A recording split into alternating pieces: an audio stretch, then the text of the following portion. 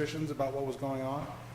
We reviewed the service lateral cleaning process, and we talked about service lateral replacement to support rebuilding on burned lots. So that was kind of what we talked about a month ago. The next community meeting is scheduled for a month from now. So I kind of look at these as, community meeting and then a board update and a community meeting, and just sort of trying to get into the public, an update on how things are going, something like monthly. So the first thing I'm talking about is standing structure and main testing and clearing. So that's sort of been a fairly big focus here, of course, over the last few months. So as of May, that's what the sampling looked like. Most of what we had sampled, 51%, was of destroyed structure lots. Then on the June, that July 15th meeting, as of the end of June, you can see we had gone into a lot of water mains and tested mains so that we can start to clear structures. And the update as of now, we're up to 2,352 sites that have been sampled. So it was about 1,800, now it's about 2,350, so about 550 additional sample sites have been done. There are, we continue to sample water mains, but as you can see, the standing structure samples are now at 459. So if you look back, we were at 285 on standing structures a month ago, and now we're at 459. So we're focused on standing structure testing, service main testing in the support of returning people to lifting the water quality advisory on people's standing structures. A quick update on methylene chloride. It has been positively identified as an interference that was caused by a reaction between uncoated iron pipe, galvanized steel in a lot of cases, and chloroform, trichloromethane, which is a disinfection byproduct in all chlorinated drinking water. So that we did enough testing to be certain that that was the problem. And it actually explains some of the interior building testing that's been done. Methylene chloride has popped up in a few places. We haven't been a part of that, but of course we've been shown data from various sources, and there are people that are seeing some detects of methylene chloride when they stagnate the water within a building, and it's likely that the building piping is some kind of iron pipe, whether it's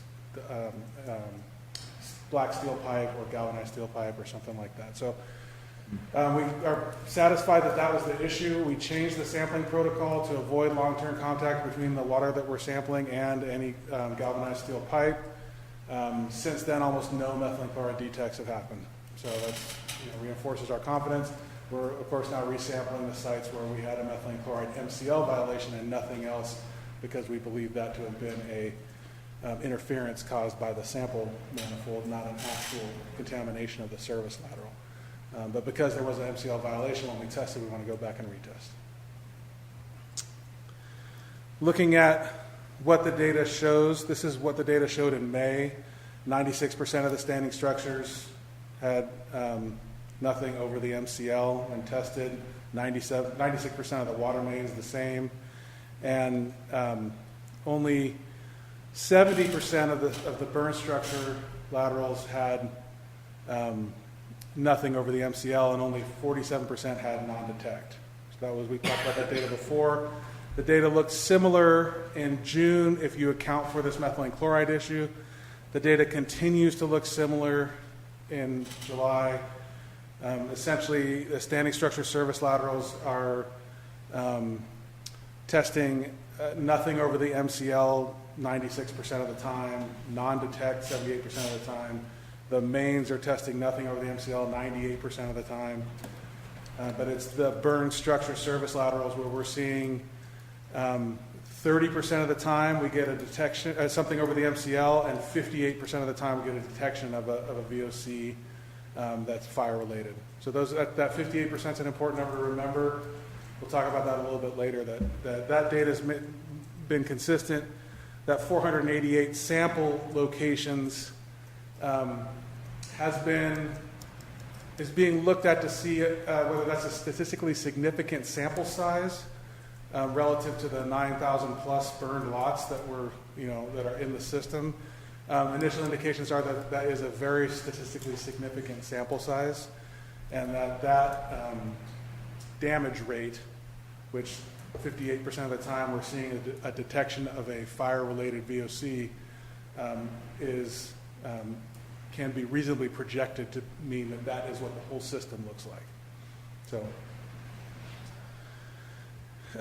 progress on main clearing. So 110 of the 172 miles of main have been cleared at this point, where 64% of the distribution system has been tested and found to be compliant with all MCLs and non-detect for benzene. The remainder of the uncleared mains are almost entirely dead-end, smaller diameter mains which serve few or no standing structures. So we've gone in, and I'll show the map in a second, and really tested sort of the main arteries. The mains that remain, the 62 miles of main that haven't been cleared yet, will generally get cleared as there's a need to clear a standing structure or clear the main to support a reconstruction on that street. There's a reason for us to test on that street.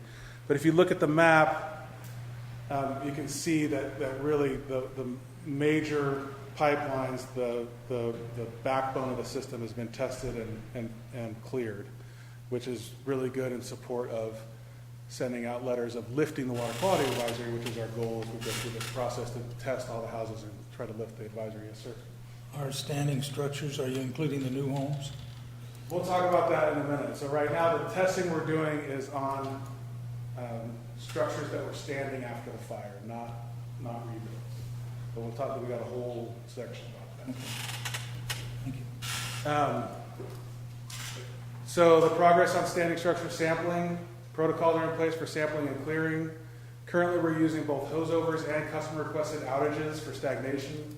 The availability of both of those is starting to dwindle. So there's the remaining houses we haven't sampled either aren't very close to a hose over source or haven't expressed the ability to be turned off for 4 or 5 days. And so to get to the rest of those, we're developing a new protocol for continuous flow from an untested lateral to serve as temporary water during the stagnation period for a service lateral. And we'll get into more detail about that once we go through and actually do the testing and see if we have a protocol that will work. But the idea there is that for these houses that are far away from a hose over source and can't be shut off for the 4 days because the owner of the house can't do that, then we would be able to go to their neighboring lot, bring water over, let it flow continuously while they're using it so that it's not ever stagnating, so it doesn't have a chance to pick up the contamination in that adjacent lateral if there's any there, and then that way we can stagnate their service line and test it. So we'll be talking about that in the coming weeks, but that's what we're working on right now to try to be able to, looking 3, 4 weeks, 5 weeks in the future, how we're going to be able to continue to get through the process. And I think we talked about at the beginning that we start with the easiest, and then we do the ones that are a little harder, and then we do the ones that are a little harder, and a little harder we just keep working through. And as we go through, they get more difficult because there's more restrictions. And you'll see that we'll talk about production rates in a minute. We're also exploring options to continue standing structure sampling work in terms of labor. We are working with other mutual aid partners, and there has been a lot of mutual aid that's come and helped, but we also want to look at potentially using temporary workers or contractors for some of that as we get through sampling the remainder of the system. So as far as standing structure clearing goes, the process for clearing a structure for sending them a lift letter, where we lift the water quality advisory, it's been defined. We have bi-weekly meetings where we review all of the candidate locations and discuss whether they should be, how they should be moved through the clearing process. Right now we have about a 40 to 60 day time period between the time when a test is taken at a location and the time when we're issuing water quality advisory lift letters. And that's the process of sampling, lab work, data management, review, approval process, and then letter writing, and then finally the person gets their letter. We're trying to reduce that time frame. Obviously, when somebody gets their location sampled, they're interested to find out when they're going to get their letter. We hope to get that down to 30 days. Yeah. You've got 268 locations. Is that what we have after 9 months? That's correct. So how are we ever going to get through 10,000 previous customers or 2,000 or whatever? I got a graph. You got a wrap? I've got a graph. You got a graph? Oh, got a okay. graph. Give me a- Is it in colors? Give me 2 slides. It's in colors. So 154 locations have already been sent water quality advisory lift letters. 114 are under evaluation, and within the next couple of weeks will likely get sent a letter as we go through. And there's an approval process and there's a review process that I think is critical to maintain the confidence that when somebody gets a letter, they know that there's been a lot of work put into making sure that that letter has been well vetted, that we're not just sending them out willy-nilly. There is a process, and it is the people involved in it take it very seriously. When they say, yes, I approve this, there's a spreadsheet because we're engineers, and there's columns for people's approval, and when you put your yes, people are taking that very seriously, and it's people in this room and the people that aren't in this room will all have to kind of agree that, yep, that all makes sense. We do go through and have that bi-weekly meeting, and we talk about it as a group, and we identify any of them that need some relooks or retesting or clarifications or anything like that. So that's a total of 268 total locations that are either cleared already or in the final stages of clearing. That's 20% of the total standing structures that we've gotten through at this point. Are they getting meters? No, not this time. They're being returned to the water quality advisory being lifted, and an idler tube is being put into the meter box at this point. You're not going to put in a meter box soon? Put in a meter? Meter usually comes with a box. I don't, at this point, the plan for putting in meters is not yet. I don't know exactly when the meters will start going back in, but right now, people are still being charged remind me the name. Ready to serve. Ready to serve rate. Yep. Thank you. And just an idler tube of short piece PVC is put in the place of the meter. Let me step in on the meters. The meter process is just not as simple as putting a meter into the ground and reading it. There's a standard that we need to formulate, and that'll be a standard that'll be formulated through this board. There's hazard mitigation issues that we are going to go forward with to make sure that that meter that's put in is fire resistant, the box itself is fire resistant, and there's a standard that we will go forward with. That standard then will have to be bid out to make sure that that expense is reimbursable through the FEMA process, because it will be a large expense, and then we will then put the meters back into place at that point in time. The old concrete with a steel top in it they were fire resistant. It was a plastic that burned up underneath. And in my case, my meter didn't burn up, but the plastic did. And the truck coming by to pick up wood took the meter box out. At any rate. I was just curious, estimated timeline before you think we'd have something going out to bid? Yeah, right now, I'd have to leave to see where we think we are with that from a SAMA perspective, but right now, the funding of the meters is kind of in flux. So we're working through the insurance process on that to see where that is. If the insurance process goes forward where we think it is, it should speed up the process on getting those in. If we got to go through the FEMA process, then we have that 45-day period. But I'm thinking probably a 4-month period that we can probably get something in on the meter side of things. From the time that we've secured funding, Yeah. the time somebody's out there installing the first meter. Is there a gap between the meters we lost and the meters we want to install, price-wise? I haven't looked at that specifically. Jim might have a little more answer to me than that. But there is an upgrade, and I don't know what the cost of that specific upgrade is. But what we're trying to first do is develop that standard. Then when that standard is developed, then we can go price out that meter. Are we going to go back to what we bought for $5 million, the things, sending units on the meters? That's going to be another conversation that we're going to have to make sure that what AMR system works best for us. We were actually really happy with that AMR system at the end after we had replaced the old one with the new one. So I wouldn't be against going back to that. Again, that'll be a board What's the decision on AMR? standard. automated meter reading. It's the meter talking to each other and then reporting it all back to central location. Automated meter reading. Instead of the drive-by meter reading with the computer? Right, so it's where the system was in here before, meters talk to adjacent meters and then. No, I know what it was. Right. You know, So, I mean, the question about I don't know that how is you fire going it. is going to be density. So whether there's enough density out there to support that kind of a automated System. meter, because there's not as many houses to build.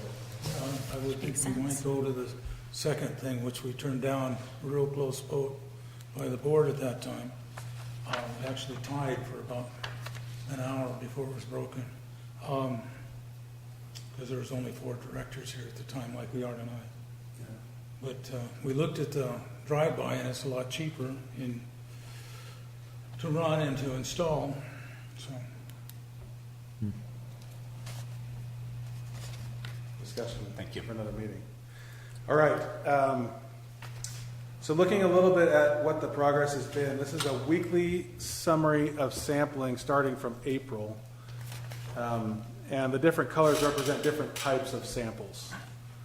So if you are really into it, you can look and see, when we were testing what. And you can also see when we had labor force here. So if you look at week 7, Impressive. week 7 is East Bay Mud, and week 11, I'll let you guess who that was. Yeah. What's APPURTENA? I can't pronounce it. ANCES. Pertinence, that would be like a hydrant or a blow off or another hydrant blow off. Okay, Other system. okay. Something unusual. So yeah, so the week 11 was obviously SFPUC with their army that they brought. That's and, what- and yeah. we got through a lot of testing that week. If you look at the weeks since then, weeks 12 through 18, we're ranging somewhere between say 30 or 40 up to 120 or so samples per week, depending on the week, depending on the crew we have, depending on the type of sampling it is. There's a bunch of different variables, but that gives you an idea about the production rate. So we're seeing maybe, somewhere on the order of 200 per month. In the last 4 weeks, I guess we've done something closer to 300. But it's somewhere along those lines. So when we talk later about projections, I've tried to be a little bit conservative. But we've been, on our lowest production weeks, we've been getting 40 samples a week. And then our highest production weeks have been over 100. Sammy, is the other category, is that the retests on the methyl chloride positive? The other category are things like field blanks, trip blanks, equipment blanks, Okay. just sort of all the stuff that goes along with trying to collect and manage a data set like that and keep the accuracy good, for the most part. I mean, that's what it is for the most part. The accuracy is Sammy, is this variability affecting your plan, your recovery plan? I mean, I would say no. It's some weeks are good weeks and some weeks are not as good. Some weeks everything you send out in the field goes easy, and the crews come back at lunch, and Michael can probably tell better stories than I can. But the crews come back at lunch and they're done with everything you assign them for the day, and you get to give them tomorrow's stuff.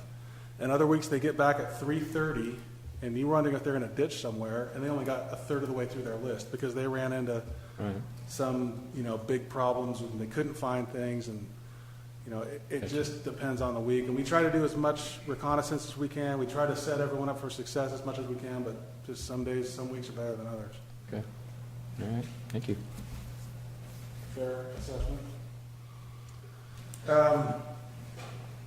So this is standing structure progress by week. The green are cumulative standing structures that have been sampled, so now that just takes that out of that other data set with all the colors. This is only the standing structures, which is our goal right now. And then the blue line is the clearer letters that have gone out.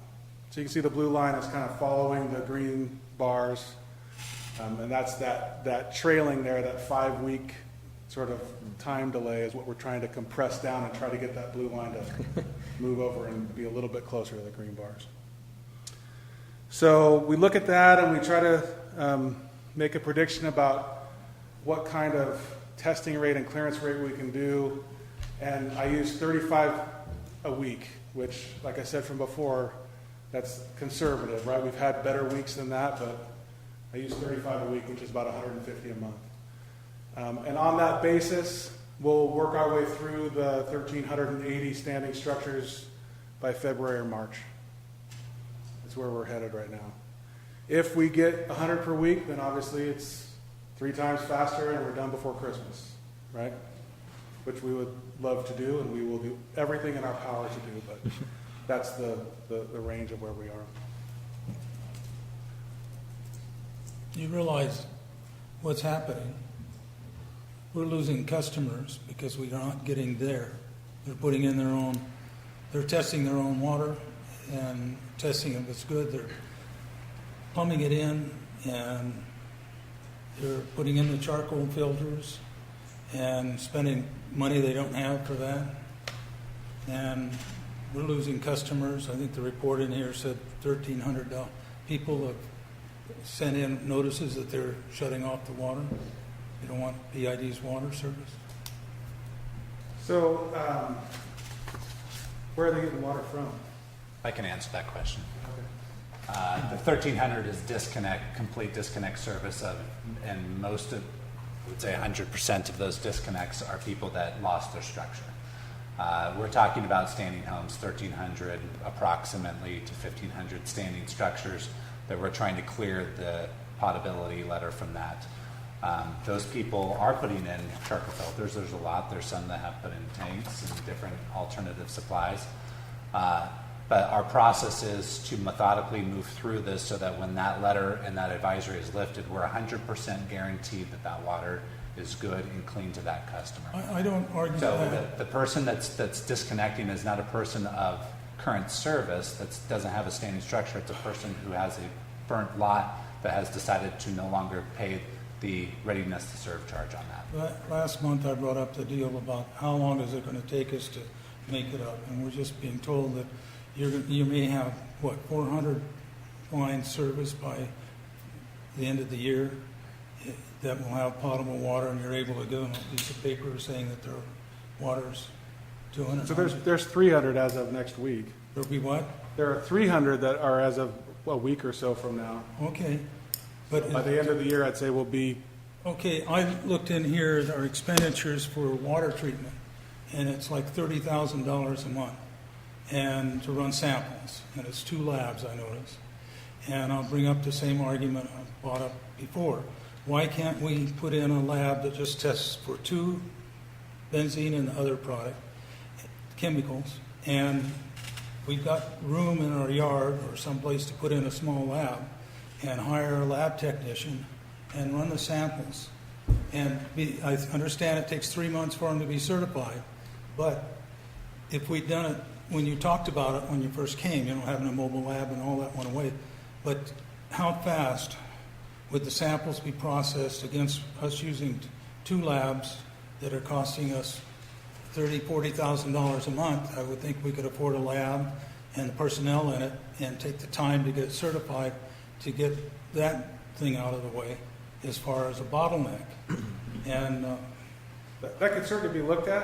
I don't know the answer to that question about what the cost would be to develop your own state-certified lab. The approach that's been taken from the beginning was that in order to get FEMA reimbursed, the samples had to be tested by a state-certified lab, which is why we didn't use the mobile lab.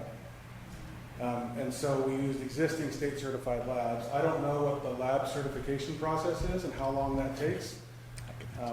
you can call a district up in Cottonwood that put in wetlands a couple of years ago now, and because the sampling was holding up their progress, they went out and hired their own technician and got their samples ran for considerably less money and on timeliness.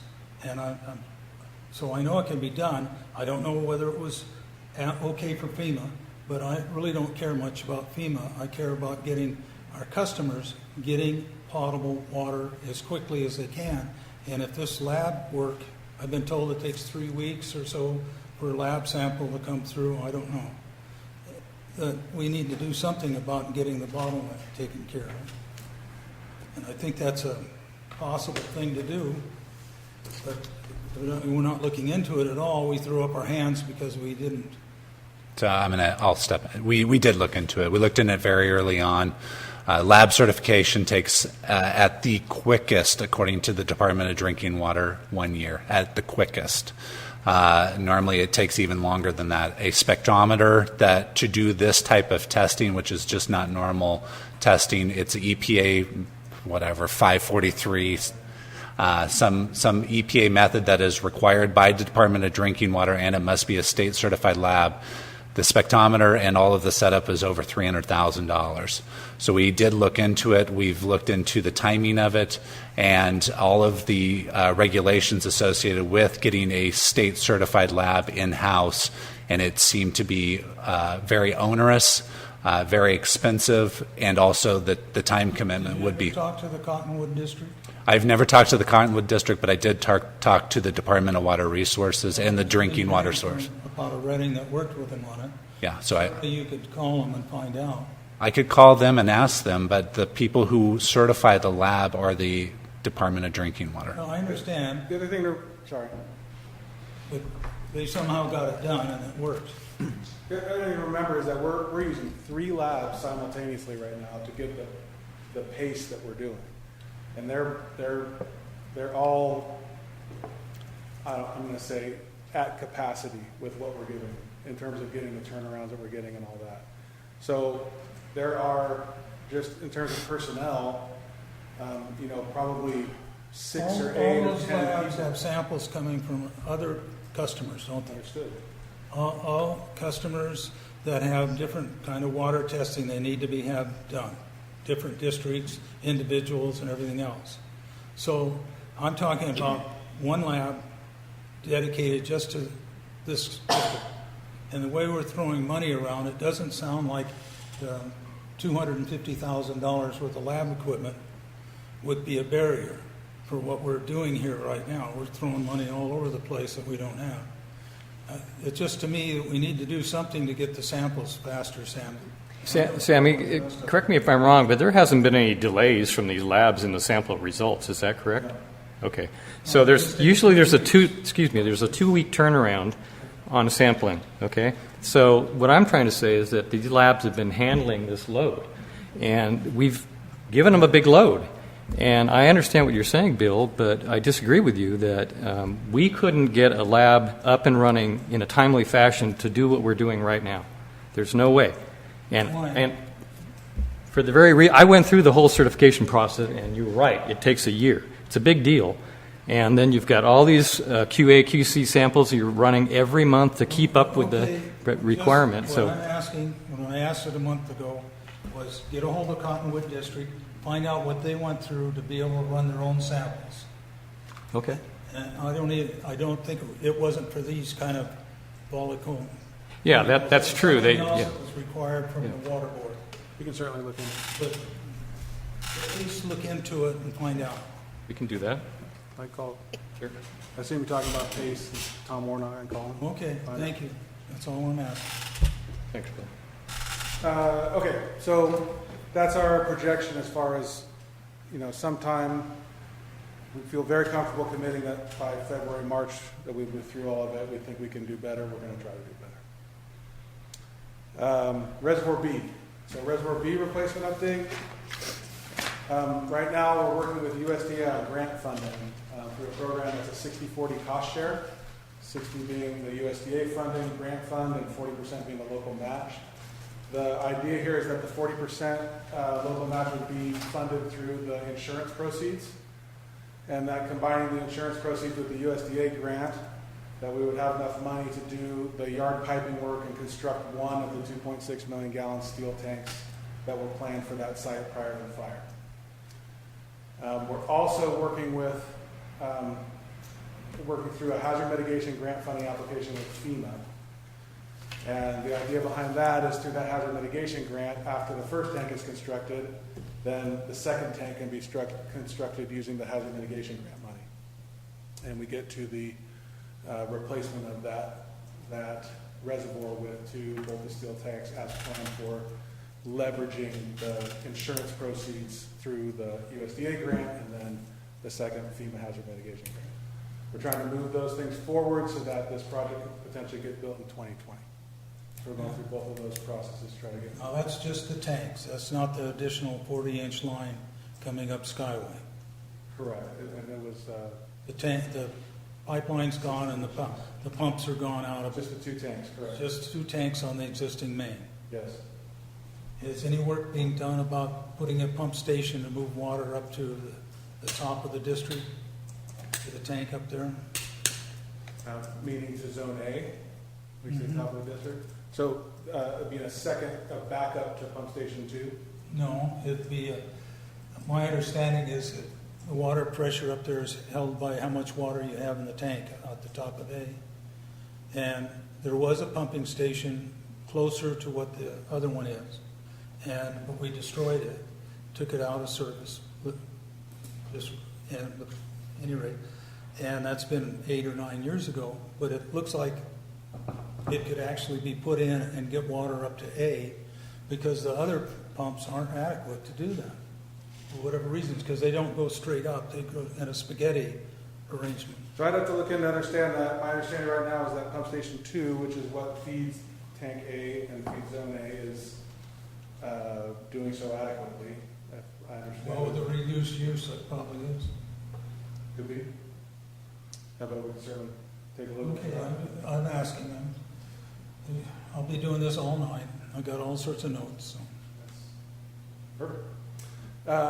So yeah, we're looking to try to do that in 2020. We'll work through these grant applications and grant processes at the pace at which those will allow, and also these do hinge on the settlement of the insurance claim. So those are all in process. If we don't get the insurance claims and money come through, has anybody looked at the damage done to the bladder dam?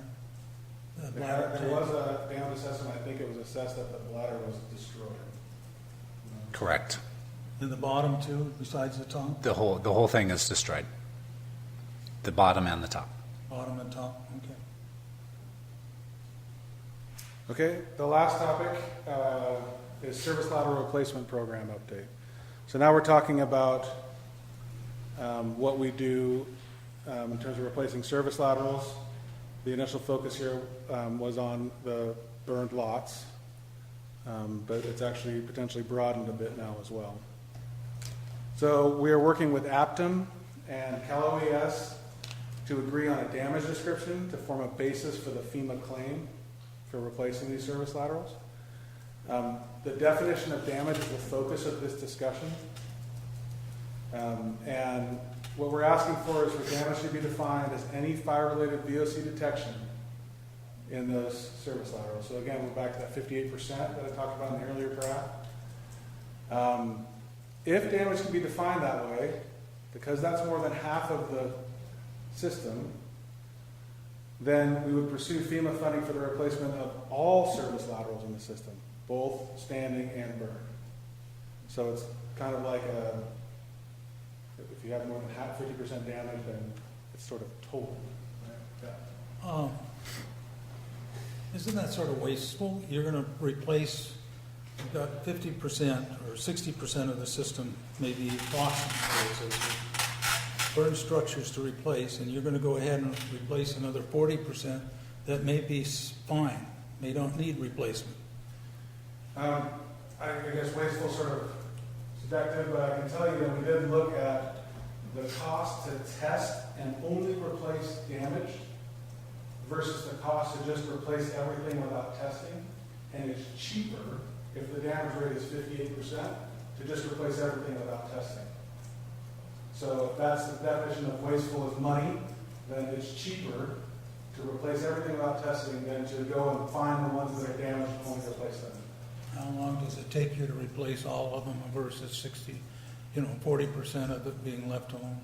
Again, to go and test all of them and only replace the damage is a significant time commitment versus just replacing them all. I don't think it is a significant time savings to test and replace only damage or just replacing all of them. And if you just replace all of them, you can do so in response to the needs of the community in terms of reconstruction. So when somebody builds a house, you replace their ladder versus just going out and replacing them on burned lots, sort of that way. Thank you. So the next meeting to discuss this topic with FEMA is Monday. And this is obviously a hot topic this week, probably 50 of your 80 hours this week. Yes, no, that's right.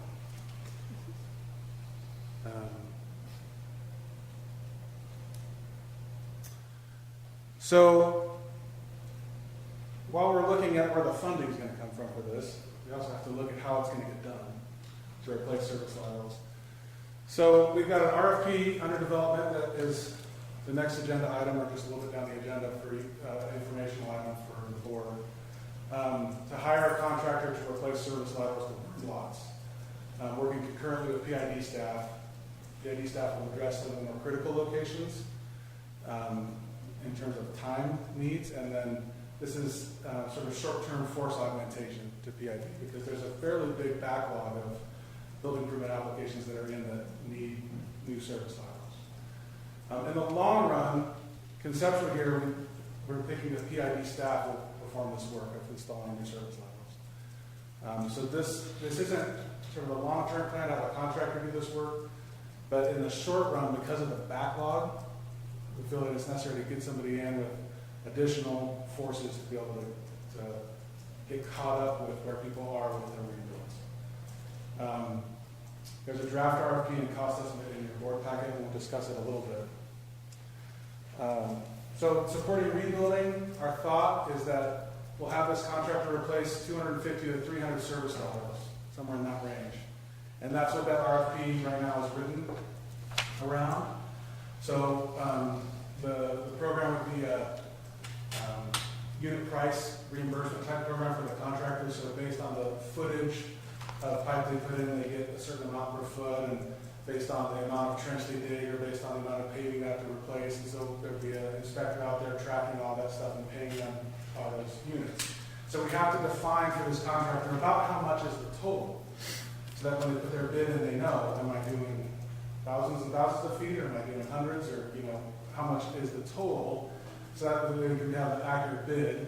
And normally those contracts have a plus or minus 25% kind of clause that will give you these totals, and at the end of the job it'll be within 25%, or you get a chance to renegotiate your unit price bid. So we want to have an idea within plus or minus 25% how much we want this contract to be. So in order to make that estimate, we looked at the current backlog of, or the current number of building permit applications that have been submitted to the town. So this is just building permits, not, and for habitable structures. So it doesn't count for like solar permits and other kinds of permits. It doesn't count for electrical meter permits, which we'll talk about in a minute. It's just building permits. And there's 273 of those. So we're basically setting this up to try to get through that amount with the idea that the ongoing people that are coming in to apply for building permits, that PID staff will be able to take care of that pace. Our estimate is this could be completed by April of next year, with our goal being to catch up and keep pace with new construction as people get to get close to where they have a certificate of occupancy, that there's a new water line there for them to move into their house. The estimated cost we had on this is $1.35 million for those 250 replacement laterals. This is a difficult environment to estimate costs in, just given the nature of work in Paradise right now, but that's what our estimate is right now. We hope it might be cheaper, we'll see. We anticipate that this would be FEMA Cal OES reimbursable under Category F, which is a 6.25% PID share. 75% FEMA, 75%, 25% from the state, and then the last 6.25% from PID. So that's the way that RFP is currently written, and that's the way we would proceed, given no different direction tonight. There's also the question of whether we want this program, this contractor, to support temporary housing. And temporary housing could be travel trailers, or it could be FEMA trailers. And the way we try to estimate how much temporary housing there might be is looking at temporary power applications. So we got from the town how many temporary power applications there have been since the fire. There have been 312. There are 45 locations that FEMA told us they're thinking about siting FEMA trailers. So we would estimate there's something on the order of 350 or so of these sites that are temporary housing that right now, under the program that we have posed, would not be served with a replacement service lateral until they got a building permit and built a permanent structure. We could serve those. We could serve them, with this program following the completion of all the permanent building work, or in, at the same time, sort of going back and forth between the two. It would increase the value of this contract significantly, probably up to about $3.5 million.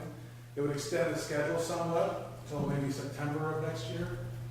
And we would have to decide what the relative priority would be of serving a rebuild versus or new construction versus serving temporary housing, whether that's by the date that the permit was pulled or some split of available labor force, or however we would want to prioritize the two. There have to be some direction on how we want to prioritize. So that's a topic that I wanted to bring up tonight for discussion. As we're going to put this package together, put it out to bid, and the next time we'll see anything on this RFP is going to be we've gone out to bid and we have this bid and we'd like you to approve us hiring this contractor. So we'd like to kind of know, is it the focus on permanent structures appropriate and we just continue the way we're going, or do you want us to also try to incorporate some amount or all of the temporary housing that's out there in terms of service level? I'd like you to include all of it, from my point of view. Of course, I live in a travel trailer or a camp trailer, but my problem is how many units are we going to be able to have a meter running on by 5 months from now? Are we going to have 500 or 1,000 customers that are billable that will have cash flow from on them using and buying water from PID with the meter, so we can read the meter and we can actually start getting cash flow from water use, our basic place where we're supposed to get our money. You look at our budget, and if you take out the grant money, FEMA, everything else, we're not making hardly any money in this district to provide it. And if we don't get those lines mixed up, we're a couple of years and this money's going to be gone. We're not sure we're even going to get the additional state money according to this thing here. So how fast can we get meters and cash flow into the district? That's where I'm concerned about. We need to get financially stable. So, one of the things that come to mind to me is our assemblyman was a supervisor in Sutter County before he became assemblyman. He was helping us and everything. He was one of the men that put in a 5% cut across board for every employee in that district or in Sutter County. My son at that time was working as investigators in the DA's office, and he was pretty hot about it. But a couple of months later, he calmed down. But they had to do that to stay financially stable as a county. And to me, it looks like 69% of our overhead, or 66, is employees' benefits. And if we can't get this thing going better and get more water into this thing, I think we're going to have to do something to cut that overhead. Supposedly in here it's fixed, but no, it's not fixed. It can be lowered with drastic things happening. And I think if we don't get this thing settled, get the water supply going, get our billable water in, we're going to head right for that, because if the state doesn't come through with additional money, and anything happens with FEMA or any other of these organizations, the USDA loan, what have you, we're counting all this thing, but we don't have a plan B. And I'm just saying this to make sure everybody's aware of what the situation is, employees and the other directors and yourself. So that's what we're up against, and that's why I keep talking about meters and how fast we can get them in and how can we speed up the testing and everything else. So I 100% understand what you're talking about, and I completely agree. And I hope to be in front of you with an RFP to go install a meter system and get that up and running. But until we have a service line, we can't have a meter. So we're going to start with service lines. And get through that, and we right behind them, open, we have meters and get things back to full status. But right now, we're focused on service lines, and what I'm hoping to get from the board tonight is direction on whether we're doing that for just the new rebuild of permanent houses, or whether we want to consider temporary housing in that as well. Well, I see lots of new mobile temporary housing coming into this town. But I'm aware of some people who've gone out and tested their water on their own, and the meter's there. They open the meter up, they're taking in water, they know it's potable, they're using it as potable water.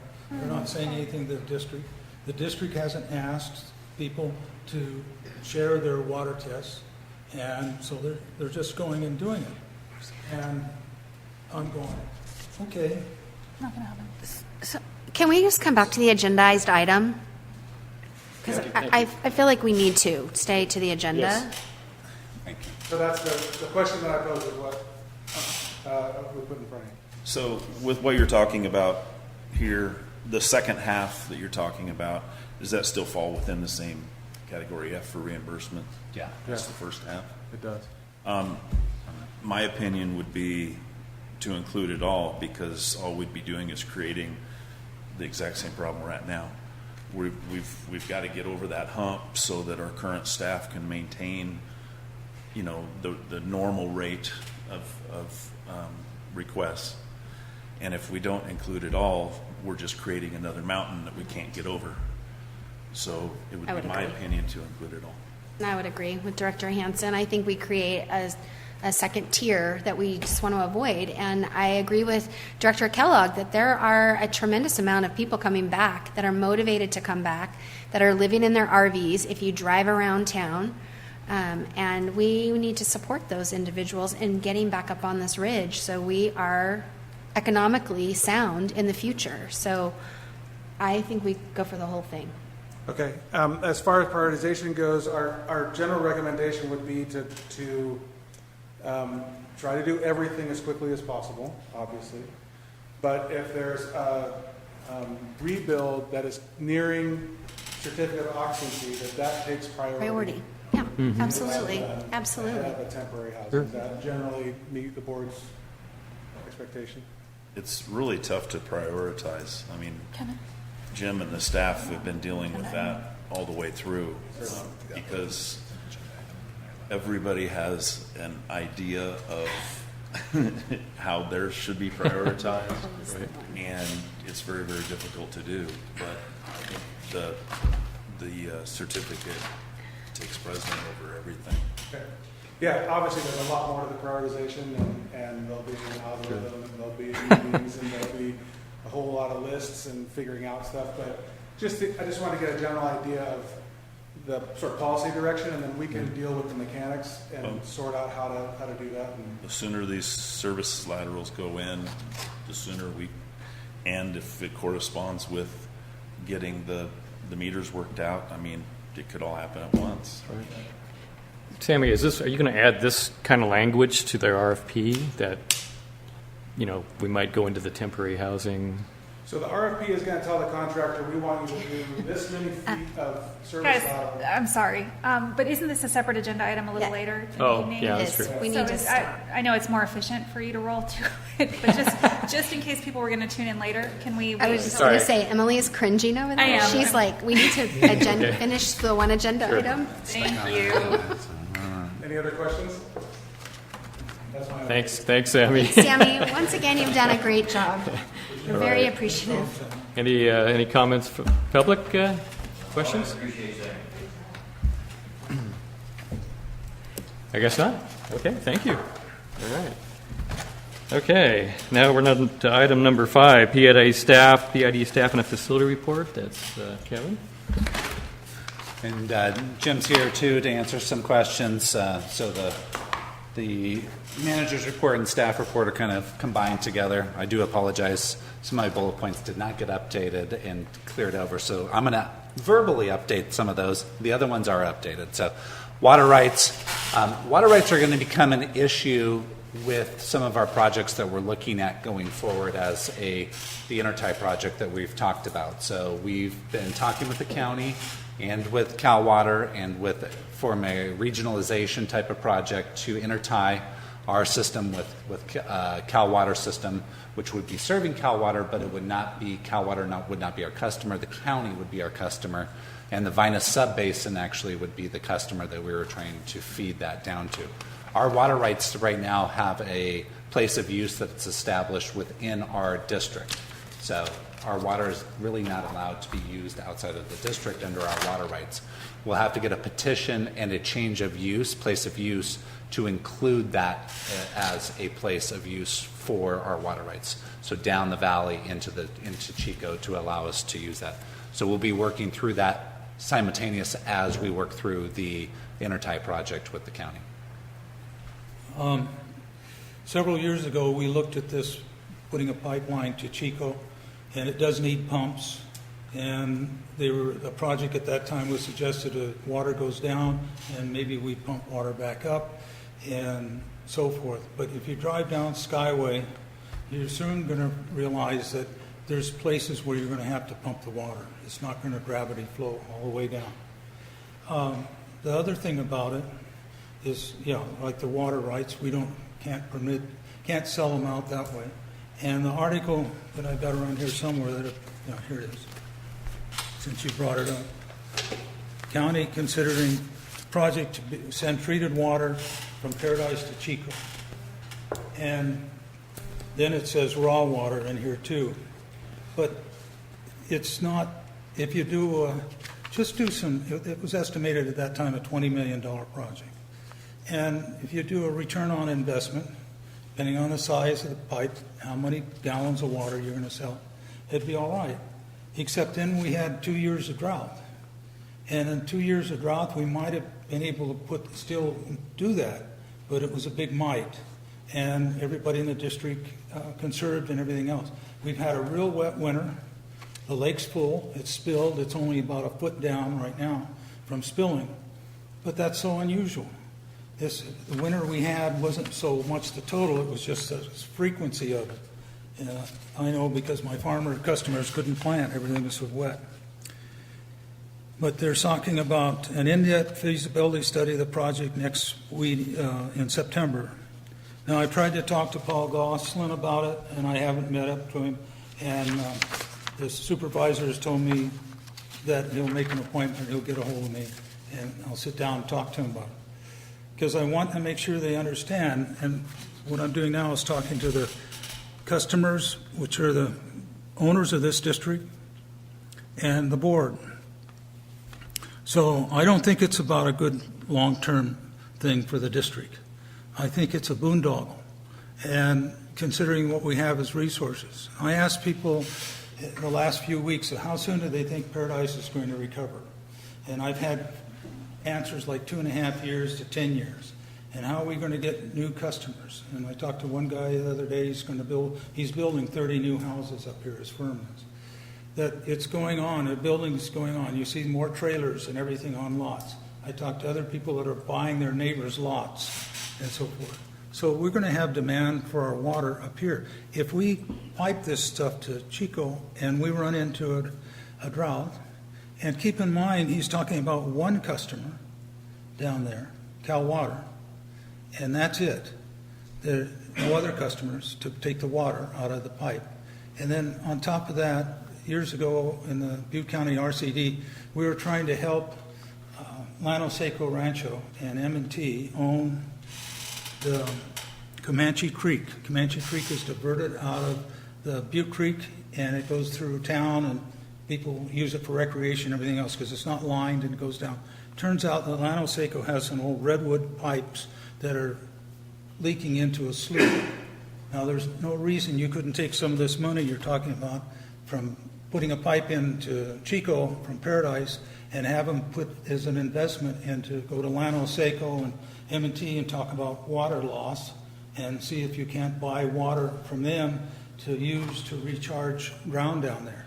Now, Kevin works with one district. You're still on that board, aren't you? Mm-hmm. In Durham, yeah. And there's a lot of wells there, but there is still surface water because I think your district sells surface water. We don't. No? Is it all piped? It's all pumped. Pumped. Yeah. okay, Excuse me, you- is this going to be an item that you're going to further discuss tonight, or is this something we need to table? I think for- it's important that the district understand the importance of this project. Okay. I understand your opinion, and I actually disagree with it. I think that this project is a savior to the district. I think it has come along in a time where we really need this project to survive. I understand that you think that the town will rebuild in 2 years. Oh, that would be wonderful. I That don't would be think- the I best don't thing think ever. it's just gonna happen. I cannot hold my breath on that the town's going to rebuild in 2 years. This is a long-term business development that we have an opportunity to be part of. And we have a asset up there that is stranded. It's our reservoirs and our treatment plant that offers still wonderful treated water that we can actually sell. You're talking about meters, putting meters into sell water. If we had meters into the current standing structures and they used an average water, that would bring in about $300,000 a year, which is not chump change. I'm not saying anything, but it's not the savior. It's not going to continue our business model going forward. Losing 90% of your customers, you have to think outside the box.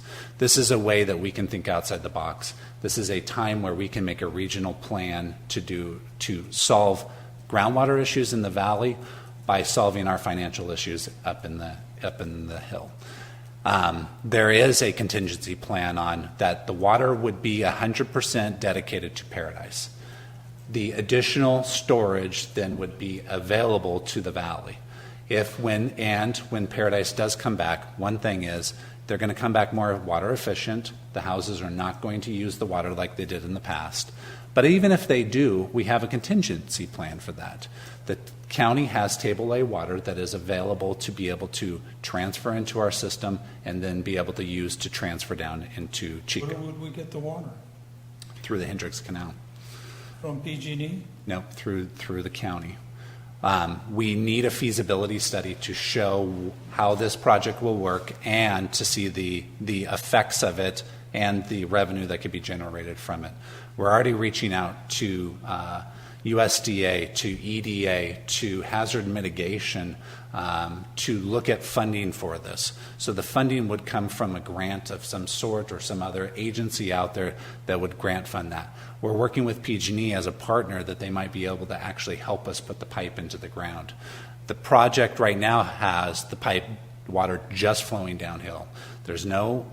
Right now we're not looking for it to come back up the hill. So there's not going to be any pumping cost. This would be so gravity fed to the point where there would be pressure breaks throughout the pipe to break the pressure. We've worked with Sammy, worked with Cal Water to figure out how we would transfer that into the system to look at development issues down in Chico, to look at these different things. But I can tell you right now that a lot of funding is contingent on us finding out how we are going to survive through the rebuild. The state is not interested in funding us for the next 20 years. They are interested in funding us for a short period of time to get us to a point where we can redevelop our business model. This is how we redevelop our business model. This is the way that we go out and find a new customer base to allow the town to come back, to allow local control to stay within your water. Because without that, the local control will leave and the private industry will come in and swoop in and take us over. That's just how it is. So this will come back to the board as an agenda item for next month, so you can make sure that you will have your time to discuss it next month. We're looking at developing an MOU with the county, with Cal Water, to have cost share on a feasibility study to look at this project.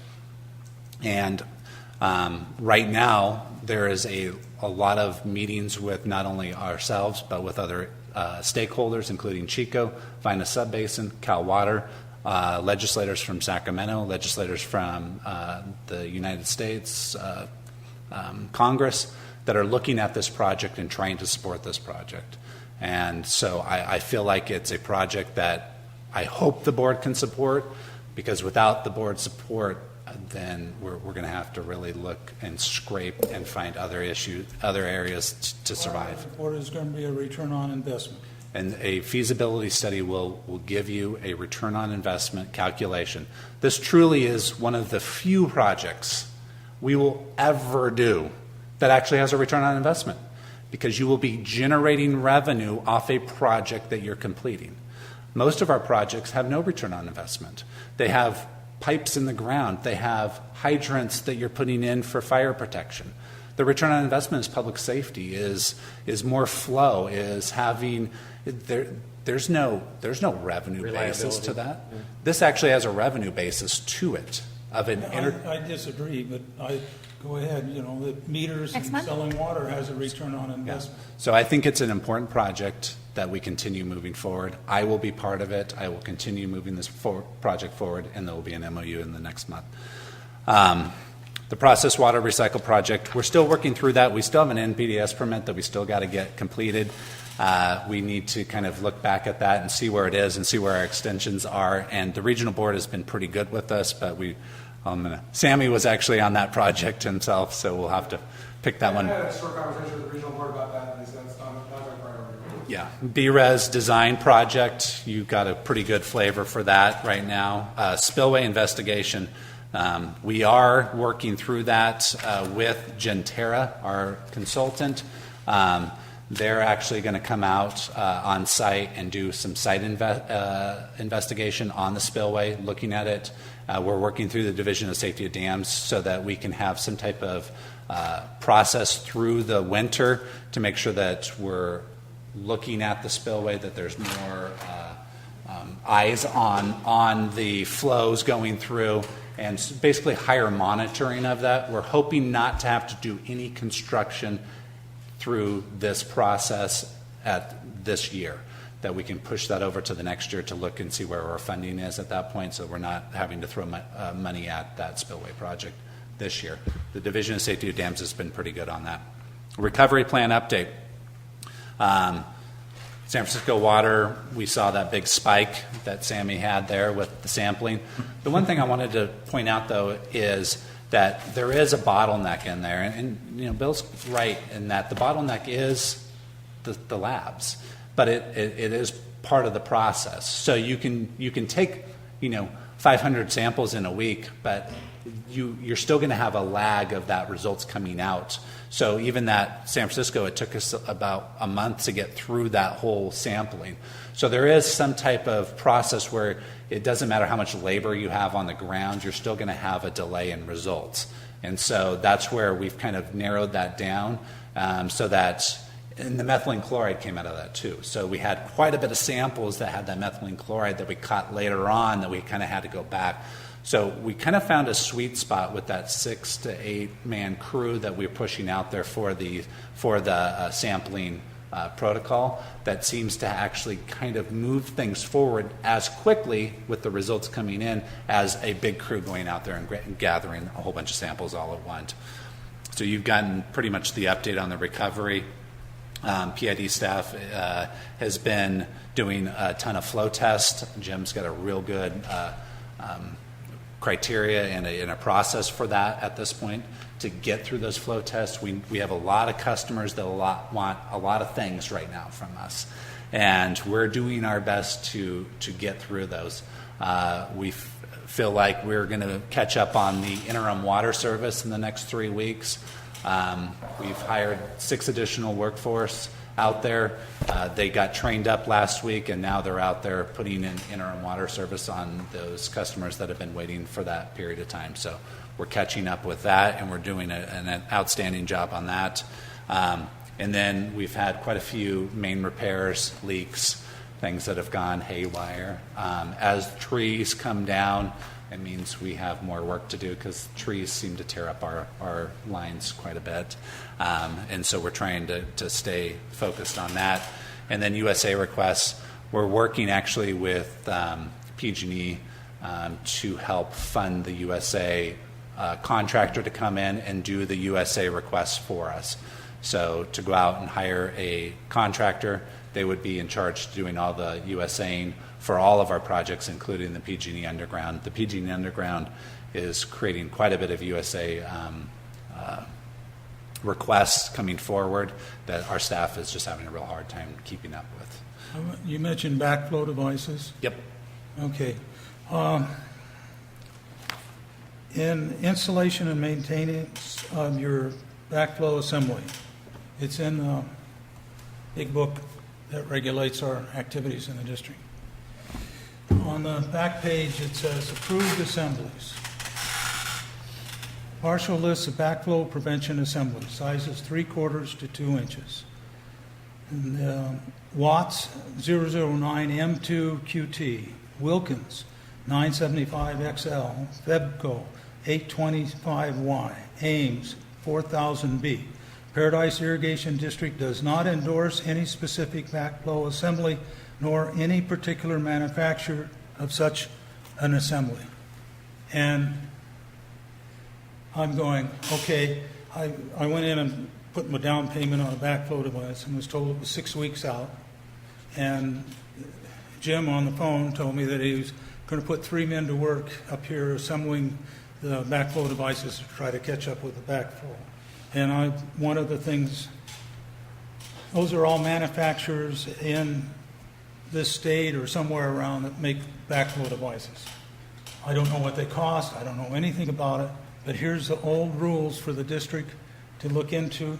Is there any reason we can't inform the public that they can look at these sources for backflow devices and check on them and buy them there and get over the shortage? So you actually used the right terminology. That is the old rules. Early on, Ask anything to change it. yeah, we passed an ordinance or a policy that stated that the district would be the owners of the backflow assemblies going forward, and that we standardized that assembly to whatever, a Wilkins, blah, blah. 975 XL2. There it is.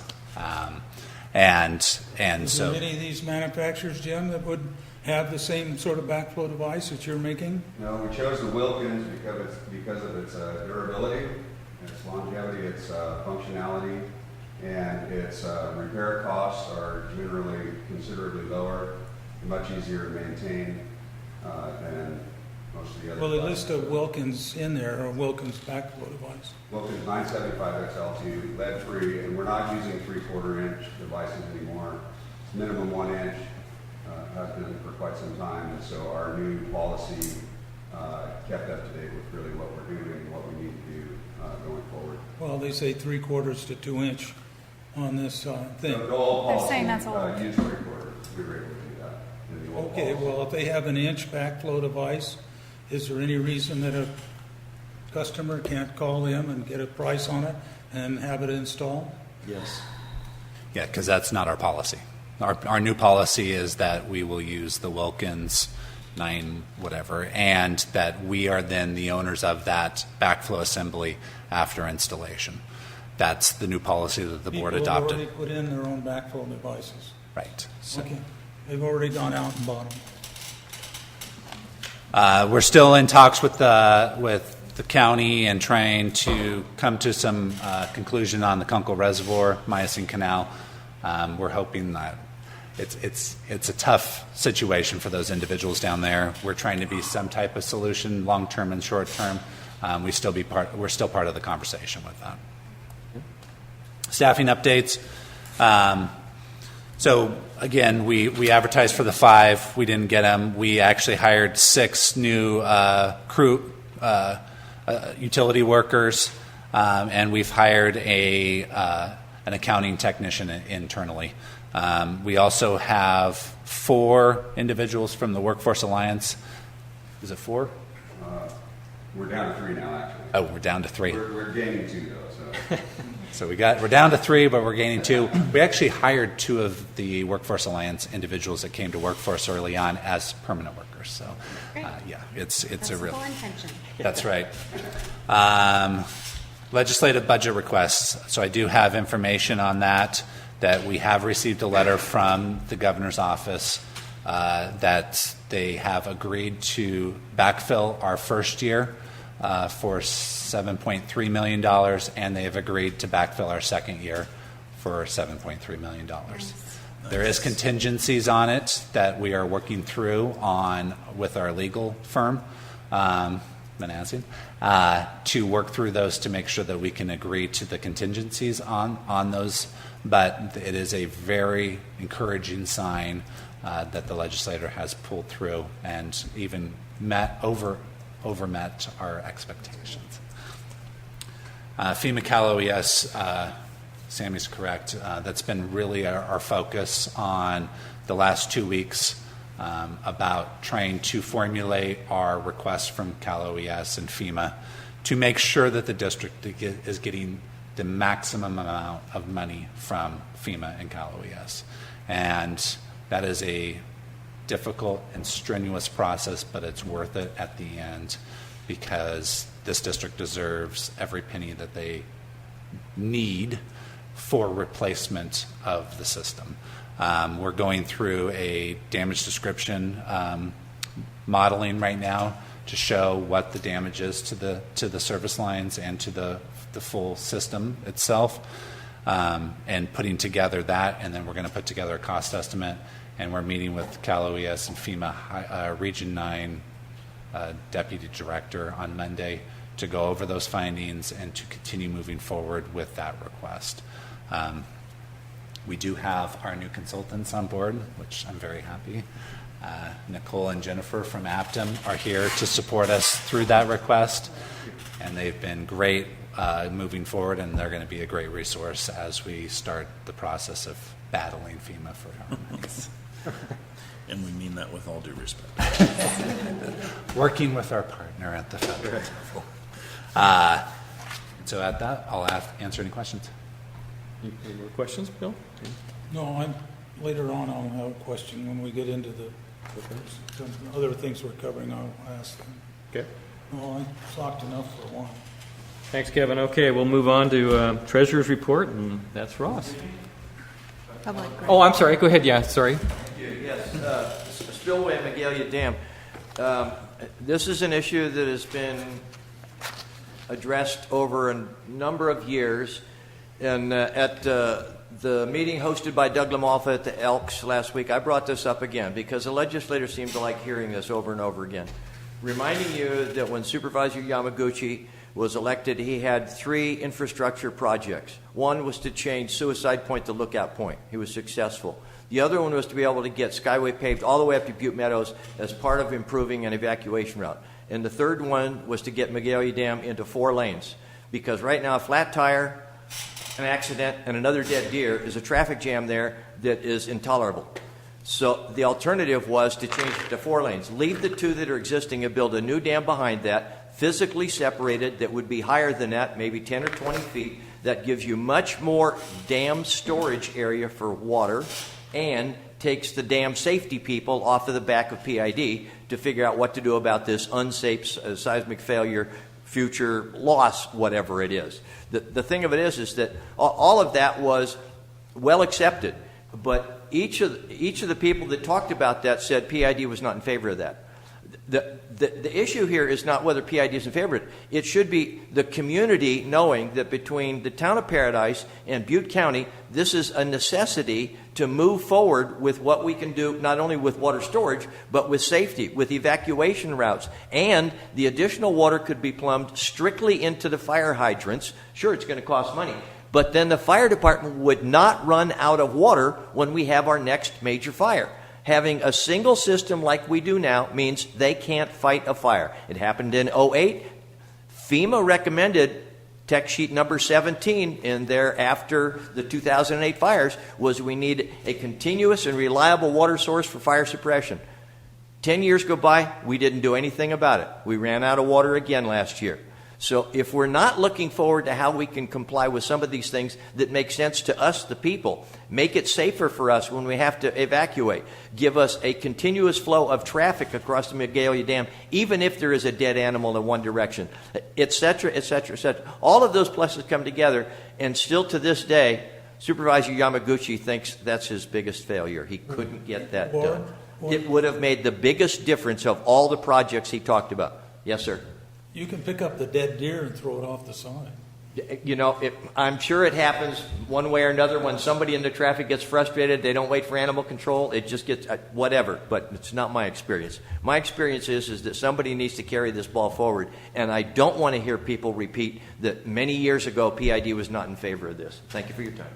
Thank you, Ward. Just one correction. We didn't run out of water in 08. There was no depressurization of the system. I just want to make sure that was clear. So. Yeah, oh, wait, the system worked well.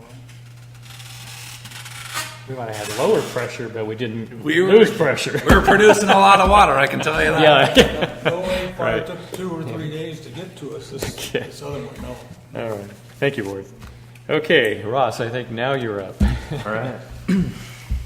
So starting off here, our cash position is still strong. Our revenues continue to kind of keep pace with our expenses as they currently are. So we're still at just over that $4 million mark for total cash.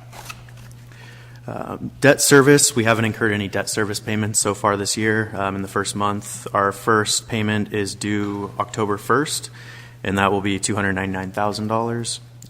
Total annual budgeted debt service is $841,000. That's down from $963,000 last year. The big piece of that is the refinance of the iBank loan that deferred our payments for the next 5 years. Moving into operational overview, as customers are cleared for potable service, we're now returning them to that standard service rate instead of the readiness to serve charge. That's about double the standby charge, so it moves from $21.49 to about $42.97. And I think we're at about $150 at the end of the month, and that continues to increase as we go along. We are still allowing for that reversal of charges to date if customers choose to permanently disconnect. We currently had about 1,700 disconnects. That's up from about 120 from last month. So that's about the rate that we've been seeing so far, and that's continuing to trend. That's just last month, that many people? 120 last month, yeah. 120, but Yeah. that's a total through the winter time then? Yeah, the total since the fire, yeah. Okay. As far as the interim water supply installation, we've processed a total of 738 of those requests. That includes 246 just in this last month. That's generated about $200,000 in fees. We're continuing to see about 200 a month or so being processed, at least through the office. Residential fire flow testing, we've processed a total of 187 requests.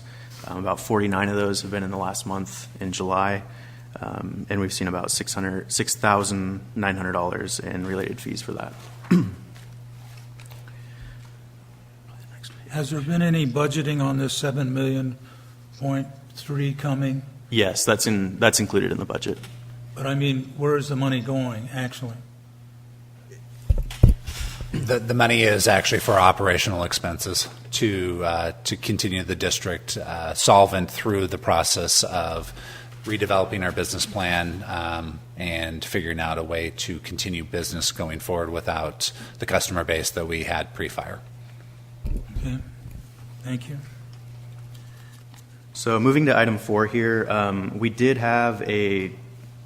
identified a delay in retirement fund contributions for our employees. The delay was in 3 pay periods. They were in December, April, and May. This was basically just based on financial review is how we came up with these. Once we identified them, we promptly funded those contributions in June. We worked with ICMARC to run a gain-loss report on those that we had originally identified, which were the ones in April and May. The range of gains and losses ran from 17 cents to $31 per employee for a total of $298. So we were going to go ahead and the district was going to recompensate those employees for that loss for that gain. And we're still working with ICMARC to get the December 2018 report ran, and we'll bring that to you guys once it's complete. And that's been presented to the employees, and Yeah, we've kept the comprehension is good, and Yep, yeah, we've kept everyone up to date as things have progressed through that, and made them aware of the gain loss report and and all that. Yeah. Smiles, all smiles. I think, yeah. Yeah. I mean, it's, yeah. I want smiles. I think they're thankful that we've identified the problem at least and have kind of kept them up to date on what it is. So, Okay. and since then we've kind of identified some additional procedures moving forward to catch those anything like that would happen in the future. So, My pet peeve, in case you didn't pick up on that. yeah. Okay. Any other questions for Ross? Anybody else? All right. Thank you. Okay, so let's go to the expense approval report. To do an action. Oh, there's an action here? Okay, I'm sorry. Okay. To accept the report? Okay. I'll make a motion. Okay. Second. All those in favor? Aye. Aye. Motion passes. Thank you. Okay. Okay, now we can go to the expense approval report.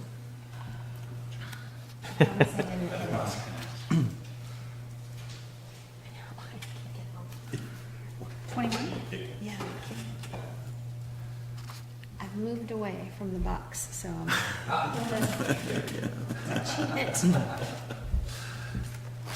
So, entertain any questions on the expense approval register?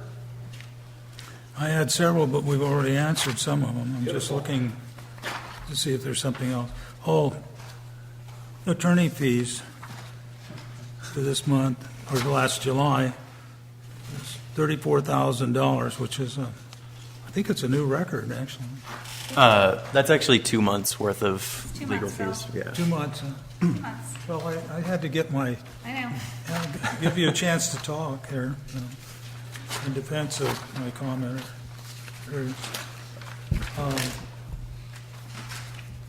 Waterworks, on page 29, it has 2 checks on B Reservoir Replacement Project. One for $12,000, another one $21,000. So he's supposed to answer that. Yeah, I'll answer that. Those were outstanding invoices pre-fire. We are submitting those to SRF to see if we can get reimbursed on that, on our SRF loan that we had outstanding for that project, even though it was already forgiven. So we're going to submit those. There was still a gap of funds available for reimbursement on that. The last question I have is on page 30, and it has a list of checks that have been issued, and I think it's, I don't know what kind of order it's in, but at one time we had an agreement that they would be broken up by date and start out at the biggest checks and go down, and remember that, Kevin? I do. Yeah. Would you like that I never back? heard anybody about changing it.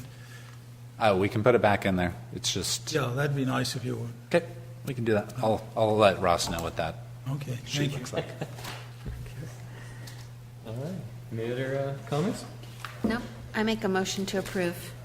Do we have a second? Second. All those in favor? What? Back on page 30,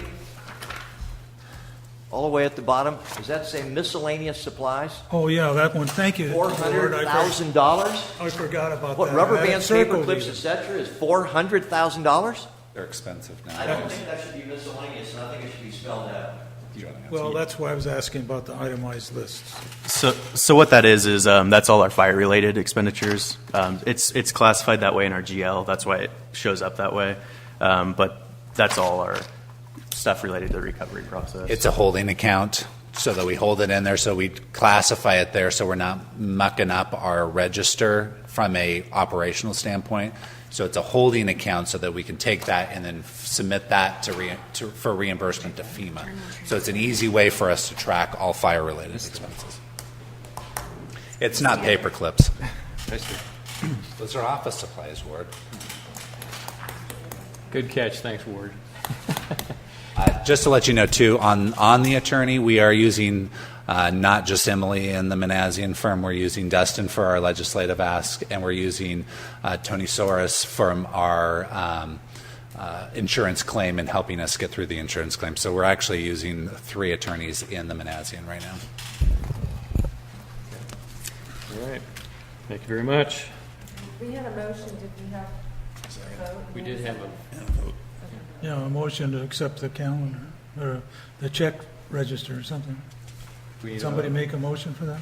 I did. I made a motion, and Dan seconded? yes, I'll vote aye. All those in favor? aye. Aye? Yes. Okay, motion passes, thank you. Okay, legal report, Emily. I do not have an open session report. Thank you. Okay, new business. So I'll turn it over to Sammy, but this is an amendment to the contract, the original contract, from what they, and just remember from the original contract. Okay, there, nope. First agenda item is the Service lateral. service lateral.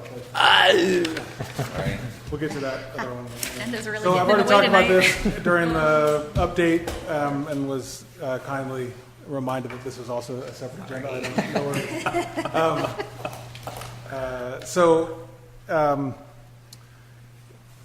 The question that was at hand was about how we were going to tell the contractor the priority of where to put service laterals in. Correct. And the way this contract is set up, there's a lot of information in there, obviously, but the way this is set up is that the contractor is responsible for providing a certain length of service lateral replacement, and we tell them it'll be somewhere within the PID district. But in the contract, we don't tell them where. We tell them that they'll be directed on a bi-weekly basis as to where that will be, because we don't feel like we're in a position right now to be able to set up all the priority lists, have them fixed, and put that out to bid, and then have them just sort of march through and do it all. Our experience with this has been that you have to be able to pivot quickly and respond to needs quickly. And so a bi-weekly priority list is about the best you're going to do, and it allows us to manage the process to more closely support what's going on in the community, what's going on with rebuilding, what's going on with temporary housing, and honestly the priority of the board and if that should shift or anything like that. So we're essentially hiring a workforce, and this work is only the service saddle, corp stop, hot tap, and the service lateral coming up and capped. That's it. No box, no meter, nothing else. The rest of that will be done by PID staff. Yep. Furnish and install hot tap saddle connection. I don't know what that is. So that's where you got your main line, and you put a saddle on it, and then you put a hot tapping machine on there, which is basically a drill that drills through a valve, through your cork stop valve, and then you pull that drill out, shut the valve, and you can put on a new service lateral without shutting off the main. Oh, okay. Thank you. So it's set up so that we set the priority, and we can adjust that as we go forward, and then we track how much that contractor is doing, and they get paid on the basis of how much they're doing in each one of these. How many 1-inch service lateral, 4-inch water main, hot tap saddle connections they're doing. So that gray area just gives us more flexibility. Right, it's a big menu of prices, and then we keep track of it all. Build to the activity. Perfect. That's the plan. So this is an informational item. There's no action to be taken on this, and I can answer any questions. But our plan is to put this together, put it out for bids, hopefully within the next couple of weeks. The bidding period for this will probably be 4 to 6 weeks, because there's some procedural stuff that the contractors are going to have to do during bidding that takes time, going out and getting MBE, minority business, and WBE, women-owned business, outreach done, and that generally takes almost a month. So the bid turnaround time will be something like 6 weeks. So we would hope to have a contract bids in and the contractor selected within maybe 2 months from now. Are you confident that you'll have a good response with competitive bids? Given the I'm hopeful. I'm always hopeful. Cautiously optimistic. The fact that the decision was made to increase the size of the project is positive for that. That's one advantage of having a $3.5 million or $3 million project is more attractive than a $1 million project is. And we tried to keep it simple. So one of the purposes of putting this together with a unit price approach is it takes a lot of the risk out of the contractor's bucket and makes it more attractive for the contractor. They're just bidding their cost to do something that they can define. Right. And so we're taking on the risk of telling them where to be and you know, what to, you know, what's happening in that location, we, the district meaning. We're trying to do everything we can to make this attractive and to get competitive bids. So one thing that we might want to consider is just the lack of housing. So more than likely, it's going to be a bidding company from out of the area, and I would really hate to see more competition for a very tight housing market for our residents already. So it might be worthwhile to have whoever the contractor is to entertain a plan in the response to the bid about how they're going to house their workforce. And they might even want to consider having a conversation with the organizations who are handling the base camps, because as people are leaving the area, those base camps are going to perhaps be sitting without occupants. So it'd be something to consider, because we don't have a housing market. We don't have RV spaces for people to come into. And so we need to have I just would suggest that is part of the discussion when contracts are happening. I've just been curious whose housing facility that is they build and put all those houses in. Who's Yeah, it I belong forget to? the name of the company. It's the contractor who's doing all the debris removal. It starts with an Yes. E. ECC. Yeah, ECC. ECC. Yeah. But they're winding down, and so then Yeah, It's there might- all- there might be space Own available. that property now? Huh? Who owns the property? it's privately owned. It's Yeah. privately owned, yeah. Privately It's owned. still privately owned, yeah. Privately owned?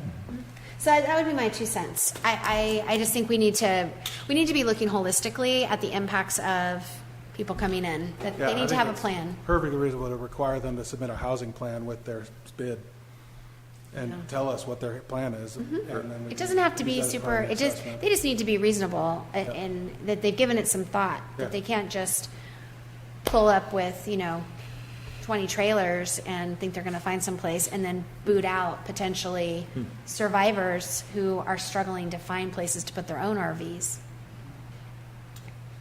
Or at least mention the housing situation, you know, that I don't know how some you Well, I kind of really a, like the Get idea on of the having, sufficiency requiring a for housing plan and Yeah. describe the situation and ask them to submit a plan with their bid and condition see it. You can, what we get. And one contractor might say, hey, my workforce is all out of Yuba City and Chico. We don't need to have And they temporary can housing. commute.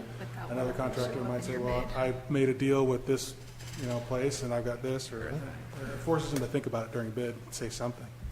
very good. Sammy, did you say you were going to possibly add the housing element to the RFP? So we will. The additional, you will? So we'll, right now, this is written around 250. We're going to say 600, and then we'll 600, tell okay, them where it great, is, perfect, thank you. based on the conversation tonight. Okay, great. Good. just to let you know too, this will be reviewed by Aptum from FEMA eligibility standpoint to make sure that we're dotting our I's and crossing our T's, Oh, good. and from legal. I was wondering if I was going to start with the contract. Any other This is questions? the same ones you guys reviewed for Lake City. Hey, thank you. You're welcome. Thank you, Sammy. Anybody, any questions? No? Okay. Thanks. Now I can go to the. Now you go to the next one. I already did it, so you're on.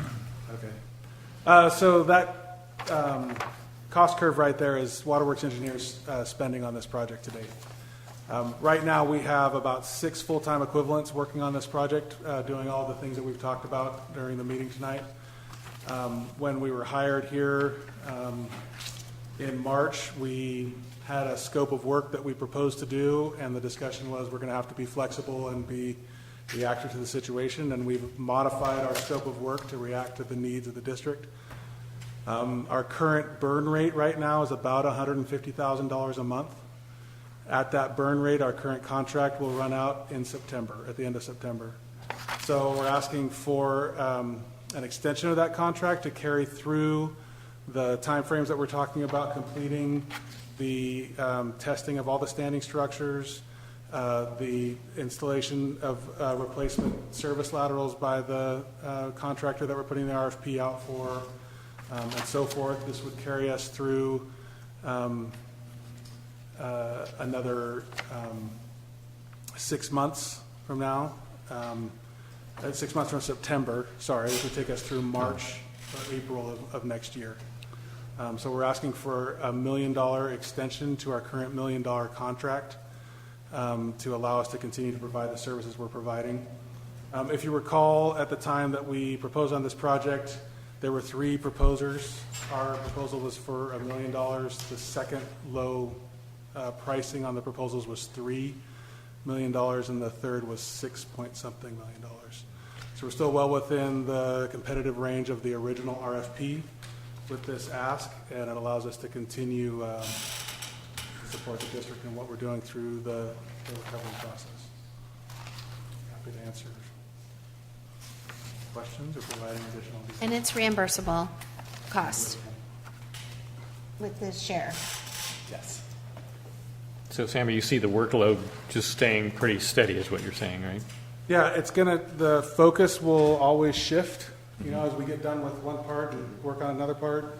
But right now, that 6 FTE seems to be able to keep up with everything. Feels like. Okay, thanks. Any questions? No, I don't have any comments. All right. Thank you. Appreciate it. We need to take some action on that. We have a motion to accept the proposal. I move to accept. Second? I'll second. All those in favor? Aye. Aye. Motion passes. Thank you. We very much appreciate the continued ability to work with you guys. Thank you. Thank you. Can't picture anybody else. You guys, your whole staff has just been exceptional. We appreciate it. We all know what we're going to do. We talk about it, and I really appreciate the opportunity to work here. It's a really special project for us, so thank you. Great. Thank you. Thank you, Sam. Okay. PID and C, PID fiscal year Could we 2000. take a break? Excuse me? Could we take a break before we Oh. get into the budget? Well, we can take a break. Would you like to take a break? Okay. I think that'd be great. Okay, fantastic. Let's take how about 10 minutes? Is that okay? 10-minute break. We'll. Anybody still? Are we okay to get going again? I think so. Everybody okay.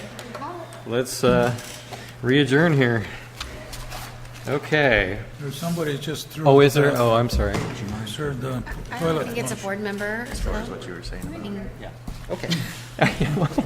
Yeah, I guess. Yeah, okay. Jim will fill her in. Okay. Are we on C? Paradise? No. Yes. we Okay. are on Thank C. you. Very good. Yeah, so I'll introduce the budget. Okay. I just want to kind of give a background of how we budget here. That we are different than like a school district or a city. That we budget as a plan, not as approval to spend. There's obviously some approvals in there that you give me through the authority of my procurement policy, but just because it's in the budget doesn't mean it's going to be spent. It's a plan or a guideline of how we're going forward. This guideline needs to be very fluid. There's a lot of unknowns in there.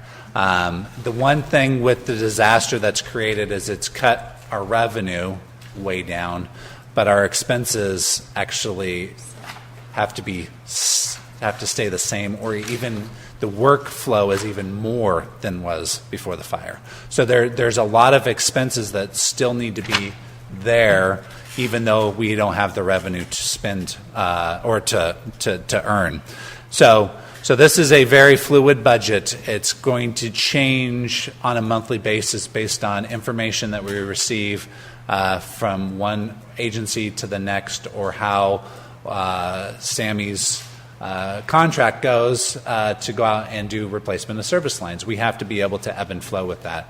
We're hoping a lot of those big expenses we're going to be able to run through the FEMA reimbursement. The thing with FEMA reimbursement, though, is it takes time. There's time between when you spend it versus when you get reimbursed. You have to work through obligation of the project worksheets and getting those expenses finalized. Aptam's here to help us get that going quicker, but there's still that lag. So having the reserves that we're able to get with some of the backfill in the state, maybe getting some upfront funding from FEMA, reimbursement from insurance, we're going to use all that money, put it all in one big pot, and then that's going to be kind of our lifeblood going forward, but we're hoping as we pull it down, we're going to be reimbursing ourselves for that through the FEMA process. So this has to be kind of real fluid.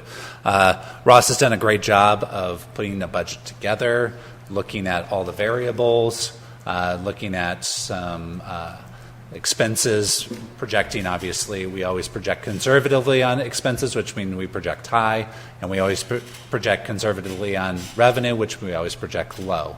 So we always want to be low on expenses at the end of the year and high on the revenue at the end of the year. But we also want to show maybe what a worst case scenario looks like from that standpoint.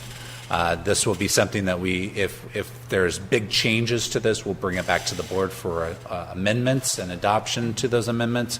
But right now, this is where we're at, and I'm going to let Ross take it over and kind of walk you guys through the budget, and he can kind of give you a lot of the background of where some of the estimations came from. Perfect. So if we could skip to 110. Yes, sir. I wanted to ask about the staffing summary. You have the job all staffed out. This got a couple of questions about it. Okay. We're on it. Let's go. Okay. It says we have, Jim's gone home. We have 3 meter supervisors, Lamont, and they're on meters, 3 different men on the left-hand side going down. When I've gone by the yard, I haven't seen anybody in the meter office, and you're telling me you're considering all the meters shot. I assume that you're trying to save some of them, but there's 3 guys there. What are they doing? They're doing other duties as assigned. So every person has a position and a title within the district, but at all their job descriptions have at the end as duties as assigned.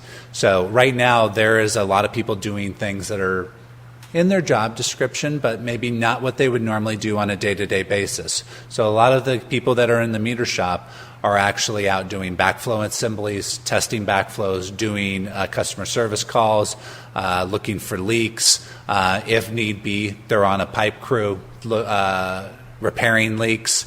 They're doing service, setting up sampling sites. They're doing an abundance of other duties that they would have not normally been doing on a day-to-day basis pre-fire. In the middle bottom here, it's got 3 units, and the middle one is vacant. And I noticed going back through last year's budget that the fellow that's Pete Rout had that job there, but nobody's been promoted up out of that. There's 3 men left on it to fill that job, or?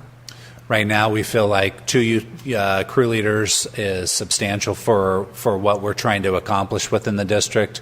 We'll constantly monitor that position to see if there's a need for that position to be filled, and if there is a need, we'll promote within that to that position.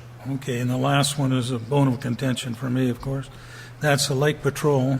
There was assistant Lake Patrol. I would like to have a Lake Patrol back. Later on, when we get to the lake, I'll talk about it, but I have a big question mark there. I think we should be filling that job, but I'll talk about it later. I'll answer that question, though, is that we do have somebody up there that is monitoring the lake when it's opened, and that person is from the Alliance for Workforce Development, and that they're chainsaw trained and chipper trained, and there's 2 of them up there working together to do clearing and to cut down some of the burnt structure or the burnt trees. Well, since we're going to get into it, when I went up there one time, the bathrooms, kai bowls I call them, portable bathrooms hadn't been cleaned for a week, and I found out that the 2 men that were assigned up there, one wasn't showing up to work. So it's pretty hard for one man to do the job. And so the maintenance wasn't going in. And then I asked some people that were fishing up there, had they seen anybody? And they said, yeah, I saw them go by in the Jeep. Nobody came down to talk to them or check out what was going on. And then I talked to somebody else and said, from that agency, you've already mentioned it once tonight, somebody wasn't reliable and quit, and they said it's a high loss rate with them, and contractors have moved away from them even though the labor's cheap. They've gone back to paying union wages because the union employees are dependable for their work. So I just wanted to bring that up.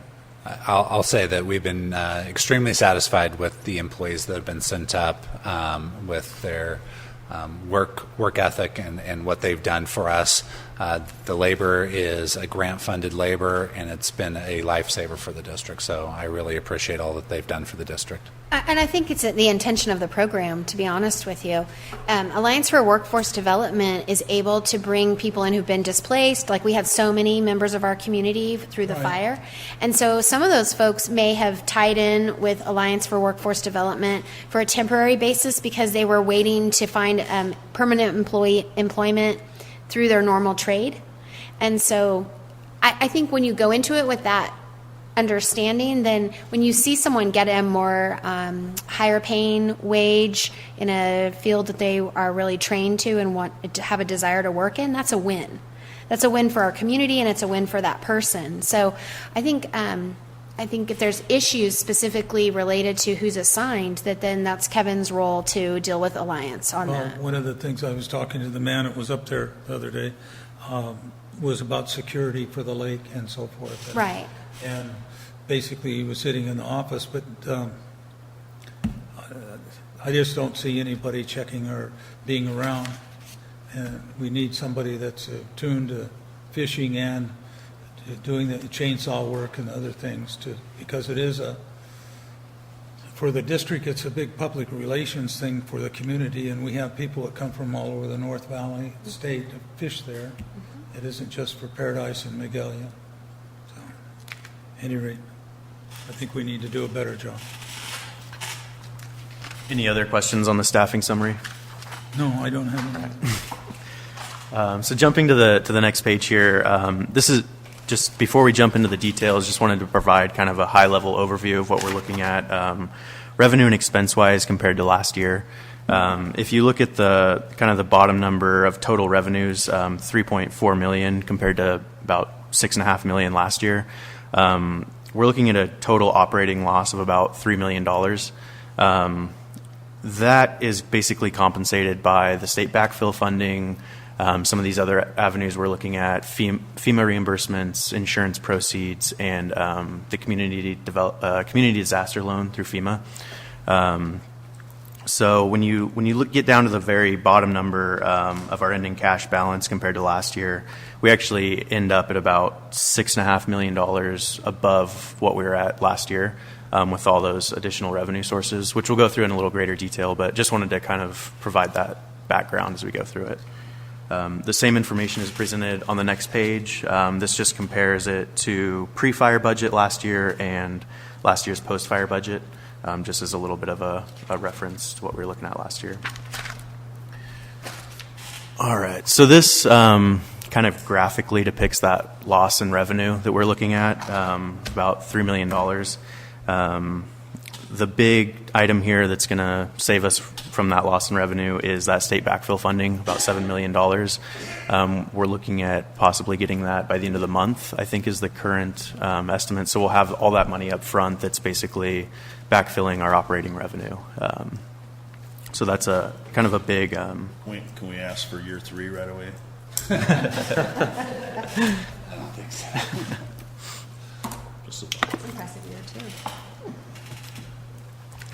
All right, so just to go through kind of each of these revenue items, just wanted to give a little background on how these estimates were developed.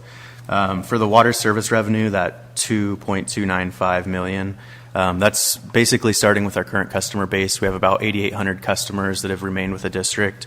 We're still seeing about 100 people permanently disconnect per month, so that's built into that estimate for the remainder of the fiscal year. And we're also estimating about 100 people returning to potable service, so that'll move from that readiness to serve charge to the standard rate. That's per month. What that does, basically, what that looks like at the end of the year is all 1,200 standing structures will be returned to that standard rate, and then we'll have about 7,600 or about 7,000 on the standby charge by the end of the year. Jumping down to water fees and adjustments, that's kind of a conservative estimate based on basically 10% of last year's budget. Basically, since we have 10% of the standing structures left, that's where that number comes from. Outside water sales are sales to neighboring water districts. I believe Kevin's had conversations with Del Oro, and that's expected to kind of continue through this next fiscal year. So that's kind of holding steady with what we were expecting last year. The next item is meter revenue. What that consists of is those interim backflow devices. The way that $511,000 was developed is looking at a conservative estimate of about 75 installations per month. That's based on what we're seeing right now. A little less than what we're seeing right now, just to kind of have more of a conservative estimate. So that's 75 per month at the charge of $567 per device. The next item is recreation and boating permits, $10,000.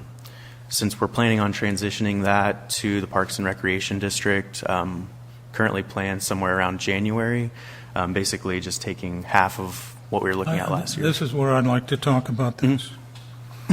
The income in the last year was paying for the basically breaking even or making a little money over the cost of having somebody up there living in the mobile home and being there on 24-hour call, and had cases where he got up early in the morning or late at night to help people because he was there. And I think the revenue should be higher than that, the $10,000. Even with the lake having been closed for almost 4 months there in the winter. So now we've got it open. Every time I go up there, there's people fishing. The last time was in the afternoon, and there was kayaks on the water, about 7 of them out doing their kayaking. But I was only at one point there where the barbecue area is and everything, and there was about 6 people fishing with their children. And every time I've gone up there, there's been people fishing. And so I think the estimate is low, and I think it's necessary for us to keep the trailer up there and have a man up there in the deal, and maybe have a part-time man to help him. And I don't think, I met with the manager of Park, or Recreation and Park, I get it reversed, any rate, and talked to him about it, and he didn't talk about any particular plans, and he talked about Concal, where he's building a new park, and they've had to rebuild a lot of structures and so forth. The parks are looking pretty good, actually. But I think this is something where, Andre, people have asked me, well, Greg's gone now, and I said, yes, he's retired now.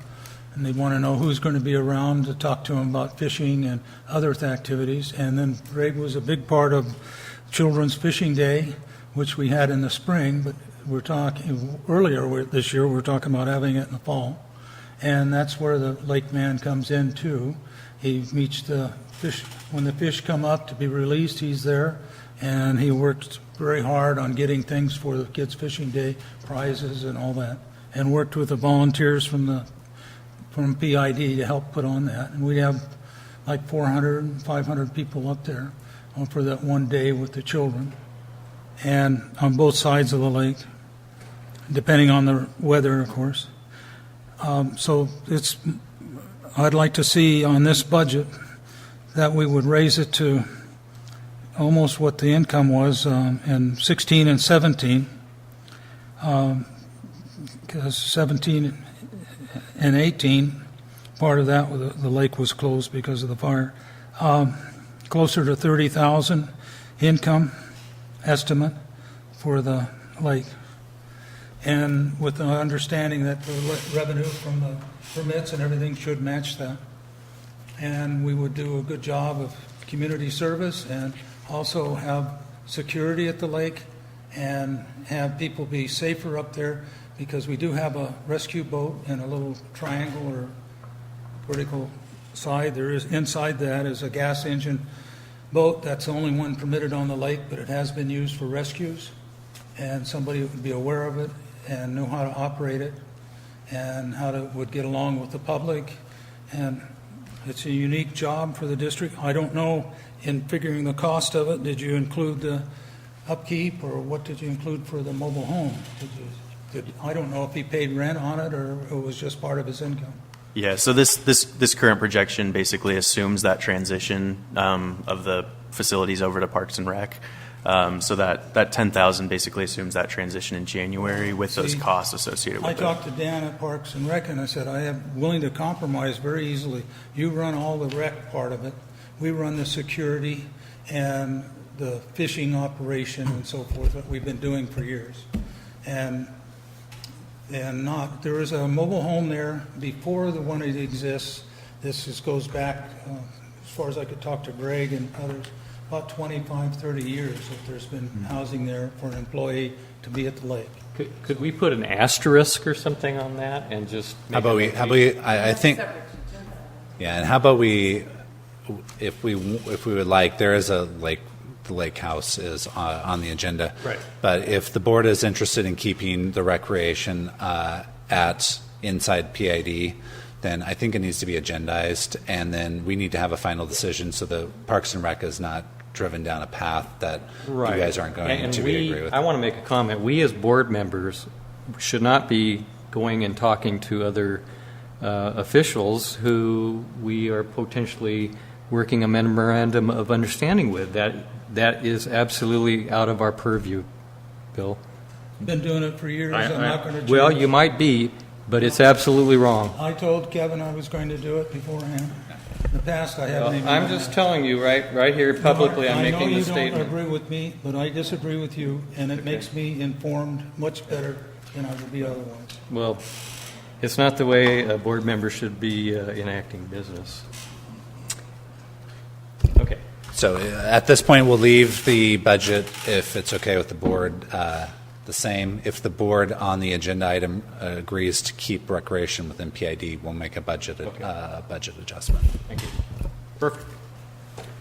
Thank you. Thank you for your first comments, not your second. All right, so moving on, looking at backflow checks, that estimate of 4,000, that basically assumes 100 tests throughout the fiscal year. That's kind of an assumption based on standing structures left and backflow installs throughout this year. Kind of just a rough estimate based on that. The next item, rents of $15,180. That's basically based on those rental properties that we have that are still being rented out. We're assuming that continues through the rest of this year. Escrow fees of $5,000. That's a kind of a rough assumption based on building. Surplus property? No.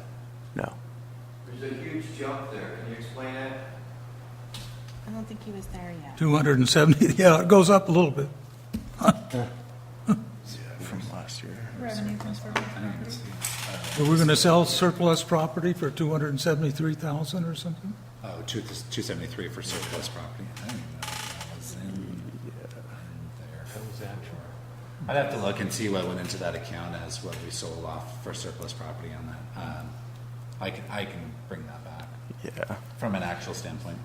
Did Thanks, that have Ward. to do with the disaster, like loss of equipment? And Yeah. There Is was- it insurance proceeds? It could have been insurance proceeds, could have been something in there. I'd have to try to guess at this point. But I can bring back the answer on that one. All right. So the last item in operational is custom work and PFD reimbursements.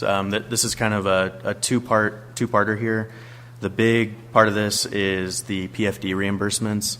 That's basically based on the reimbursements that we receive for materials and labor associated with repairing fire-related components of the distribution system.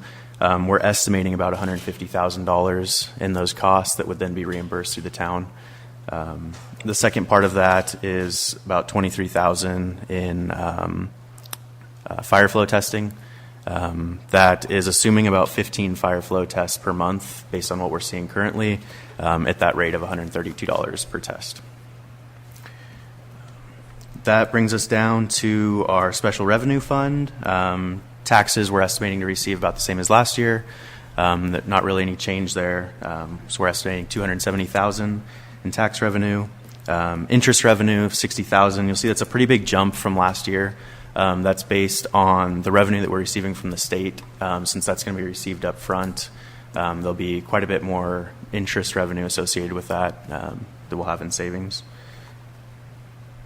And that brings us down to recovery proceeds. The first item there is $7 million in backfill funding. FEMA reimbursements is basically our rough guess to date of recovery-related expenses that will then be reimbursed in this coming fiscal year through the FEMA process. What that consists of is basically $1 million of mutual aid estimates. We had about $975,000 actual costs last year. Yeah. I missed the taxes you have in here for $286,000. Is that property taxes? Yeah. Yeah. Property taxes have been cut in half on the burned down places. At least mine were. The state got, or the county and the town got a 3-year backfill for loss of property tax revenue. So our portion will still be the same as it was in the prior year based on that backfill. The county will make up the difference? Yes. For how many years? 3. 3. 3? Mm-hmm. Okay. So jumping back down to FEMA reimbursements, this also includes water sampling costs, the current remaining contract amount for waterworks engineers, which is $625,000, and then an estimate of infrastructure-related costs that will be FEMA reimbursable of, we just have $750,000 in there. That's obviously subject to change depending on how the recovery plan kind of develops over this next fiscal year. Insurance proceeds, we have an estimate of almost $3 million there. What that consists of is our equipment loss claim, which we have $400,000 estimated reimbursement there. ATI, so cleaning fees for all the buildings that was done, $400,000 was that cost that we're working on that claim right now. And then business interruption insurance of $3.5 million. We're currently working to finalize that claim. Hopefully in the next couple weeks we'll have that finalized. We've provided all the support that they've asked for, and they're just putting that claim together. And then that backs out. We've already received $1.35 million, so that estimate kind of backs that out of that total number. Any questions on revenue at all? Or? Yeah. Cool. No, on to the what is it? Total Paradise Fire Department. You show no income. Sorry, that's actually included up in the custom work / PFD reimbursement of $173,000. We're estimating $150,000 in reimbursements through that. Where is it? Third line from the bottom on operating income, $173,000 in custom work / PFD reimbursements. Nothing's coming from the fire department? We have $150,000 estimated from the fire department. It's just not broken out in that separate special revenue fund. Okay, so but there is $150,000 in the budget for that then? Yes, yeah. Okay, thank you. All right. Moving into operating expenditures, the biggest piece of this continues to be salaries and benefits. It's 69% of the total budget. Our staffing has gone down quite a bit from last year. We had 40 full-time employees and 5 temporary employees budgeted last year. This year we have 34 employees budgeted, basically with where we're at right now staffing-wise. Supplies and materials make up 15%. Outside services, including legal fees, annual audits, and equipment repairs, is 8% of the budget. Utilities make up another 6%, and insurance wraps up the final 2%. Operating expenditures by department, this is pretty much consistent from last year. The main change here that you'll see is in transmission and distribution costs. Basically what this jump is we had quite a bit of costs last year that were included in pipeline expenditures. So it was capitalized as we made permanent repairs of the distribution system. This year, that is all included in this transmission and distribution, so it'll all be expensed as we go through that recovery process. So you'll see that the kind of the total estimate compared to last year is really consistent. It's just that inclusion of the by department is a little off based on that.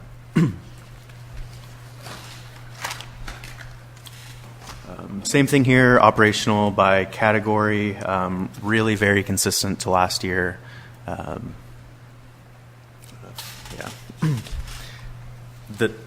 Do you have anything to add there? The board expense, just to let everybody know, the board adopted, I think, was like $3,500 or around that for each board member for travel, education, those type of things to encourage that to go forward. We've kept that in there. I do think it's important, even in this dire times, to still receive education, still continue moving forward in your knowledge of the district and the laws and all of the different things like that. So there is money associated with that from a board expense standpoint. You'll see the big jump from 61,000 down. It's because we also budgeted in that board expense election expenses. So that's the elections. So every other year, if there's no election or no one runs against another board member, then the fees actually drop down. But if there is a contested election, then we have to pay our share of whatever the total election cost for the county is. Around 20,000. So we want to appoint somebody quickly? We're not on that item yet. This page kind of just provides a detail of that summary that we just went over. From a labor analysis, we covered, that's the biggest part of the budget. We're looking at 69%. As far as salaries do a total percent of the operating budget, it's dropped back down to about the 2017-18 actual, just based on some of the other expenses kind of throwing that percentage off. This kind of covers the details behind that prior summary, just showing you the total salaries, overtime, retirement, and health benefits, and taxes for each of the employees that we currently have, 34 employees total.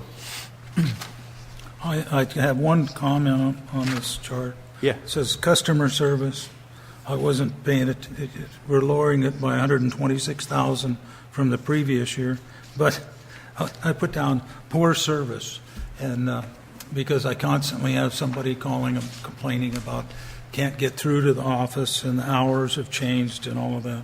So right now I'd say from a practical standpoint, talking to the public, is that we're not rating very high. I know we were grouped with a bunch of complaints earlier tonight, but I don't know what percentage complaints we have. I know my phone doesn't ring as often, but it still did. I had somebody call me yesterday, and I didn't give her your phone number. I did. Yeah, you can call me anytime. I want to just say our staff is being worked extremely hard. They are under extreme pressure. The public is coming in, and there is a lot of frustration, and we understand that. And the people out here in the front are taking the brunt of it, and it's not their fault. But I can tell you right now, they're doing an outstanding job of customer service. And so I just want to make sure that the board understands that your guys' comments and appreciation either can go a long ways in a positive or go a long ways in a negative. So I just really want to make sure you focus on that. Our employees are being tested every day, and they need every support they can from the representatives of this district. Thank you. Yeah, we give them our full support. Absolutely. Yeah. And I did want to just kind of mention that we are looking at bringing on some more people from the Workforce Alliance to help with that customer service. So that will hopefully be in the next week or two, I think. Yeah. That'd be great. Yeah. I think we can skip to the recovery. One thing I want to mention too is we have the two work unions. We have the management union, and then we have the IBEW union. The IBEW is covered by Aqua JPIA health insurance. Aqua JPIA came out recently and said that there was going to be a 0% increase to their health insurance. So, yes, so that is a outstanding news for the district. So I just wanted to give that out. Yeah, I wanted to comment on your sheet because it says union down below and management up above. But management last year, voted to be into the Teamsters union. So they're still a management group. Yeah, they're still a management group, but they are unionized. Oh, and you're not a general manager, you're the manager.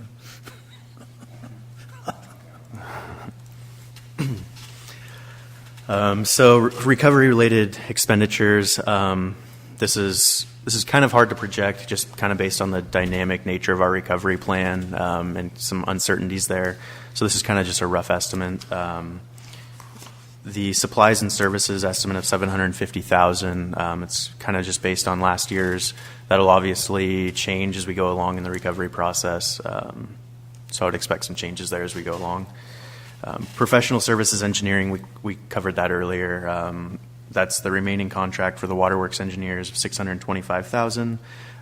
The unpaid cleaning bills that we have for the smoke cleaning, and that's $200,000. We've included half of the our Aptum bill in that, $500,000. Mutual aid of $1 million, and fire-related legal fees of about $100,000 estimated for this year. The last item here is debt service. Really just 3 loans outstanding.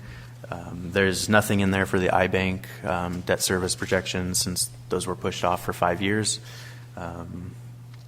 $246,000 in the 2016 private placement refinance, just based on amortization schedules, and same with the 2017 refi, $595,000. And the next pages just provide those amortization schedules, just showing total scheduled debt service payments on each of those loans for the life of the loan. I noticed we're going to be able to make loan payments coming next year or later on this year. Yeah. Yeah. So I thought for a while we weren't going to only pay interest on all those notes. That was so those were for just that one, our latest loan payment for the 2016 and 17 private placement loans. They agreed to just accept interest payments for that one, but it'll be due again here in the next. We'll be paying fully on all these. Yeah. Good. Thank you. Mm-hmm. And that's it for the budget. If you guys have any questions, I'd be happy to answer them. Yeah, thanks for the work on the debt deferrals or the payments. Appreciate that. Really helps out. Okay, I guess no other comments. Thank you for the report. So we have a motion to accept here. Take a look here. I move to adopt. Okay. We have a second. I'll second. All those in favor? Aye. Motion passes. Thank you. Okay. The lake house. So we do have that lake house that is up there that is currently vacant. Greg did retire on July 19th of this year. And so currently the lake house is vacant. There has been some interest from maybe an employee or employees about having the opportunity to rent it. So we did reach out to Aqua JPIA to ask about the insurance requirements of having somebody up there from the public renting the home, and then we reached out to CB Properties for a fair market value for that house too, so that we had a good ballpark of where that rental value would come in. We did reach out to legal and asked about discounts or any type of free housing, and they did mention that there's a requirement that, or a restriction from the district of gift of public funds, of us offering it to the public for free. That would be a gift of public funds. You mean an employee? An employee or the public. Either one is a gift. I see. Okay, thank you. The understanding would be that employee would be off the clock, and that they would be renting a house like anybody else would be renting a house. There would not be any work requirements associated with that employee living there associated with the house. It would just be like any other person that would be living there. So I wanted to bring this forward. The one thing that I did mention was that I did talk to the Parks and Rec, and that was one of their things that they would like to have if they did take over the recreation for a facility for themselves. So based on that, and based on what you guys feel about that, there might be a month-to-month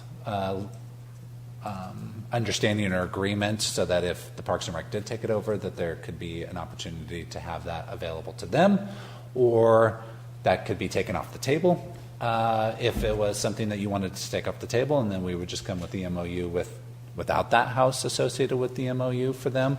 So it's completely up to you on how you guys want to handle that property.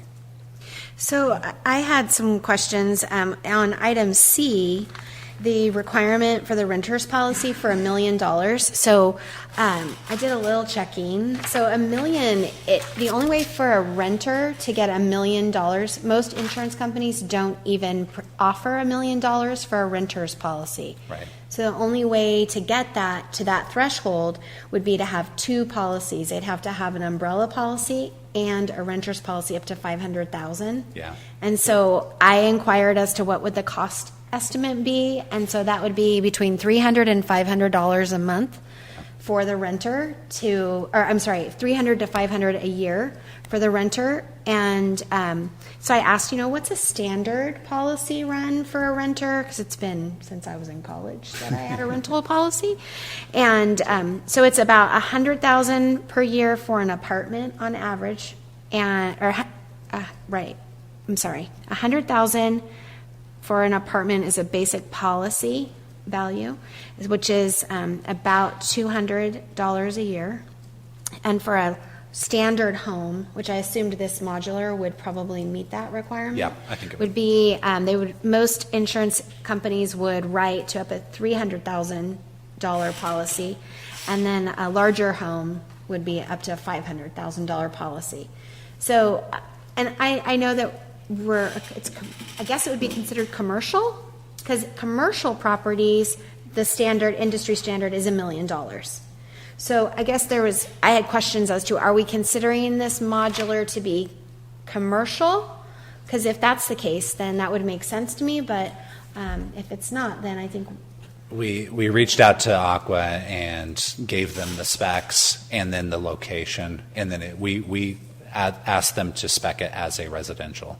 I think the liability that they saw was the location, being that it's near the reservoir, and having risks associated with that from a liability standpoint. And I think that's why they had the $1 million requirement on there. I didn't reach out further than that. I just kind of left it as is. I can follow up on that to see if there's other ways we can lower that threshold, or why maybe they set it at that threshold. I didn't dig too deep into that requirement. Yeah.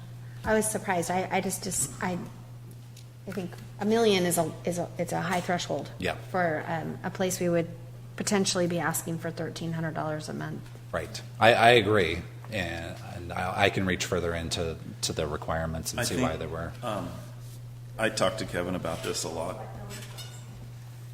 Sorry, it's the liability, right? I mean, it's not the value of the premises. Right.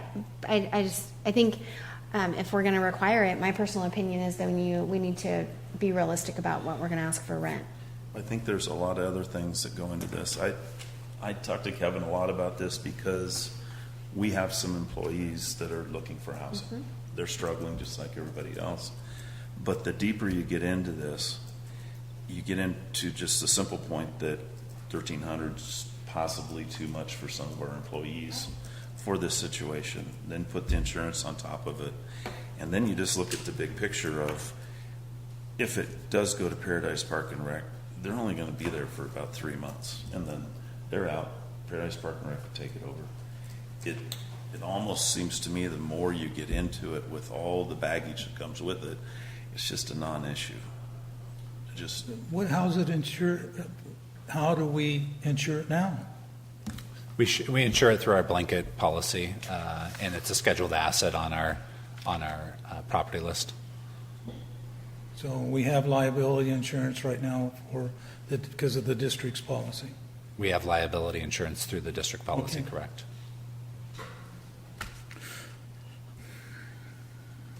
The people that provide that insurance are saying that to rent it out, you must require a renter's policy with $1 million liability limit. What do we have with our 2 rentals up here?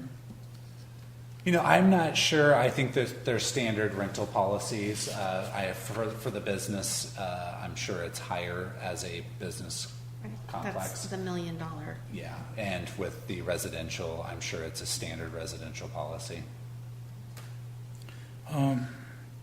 I'd like to move that we table this or put it on the agenda for next meeting like you suggested earlier about what's going to happen to it?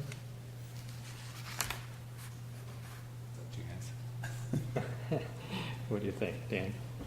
Well, again, in my opinion, I think there were some great possibilities of maybe helping out our employees and all those things, and it just doesn't pan out if you do the math.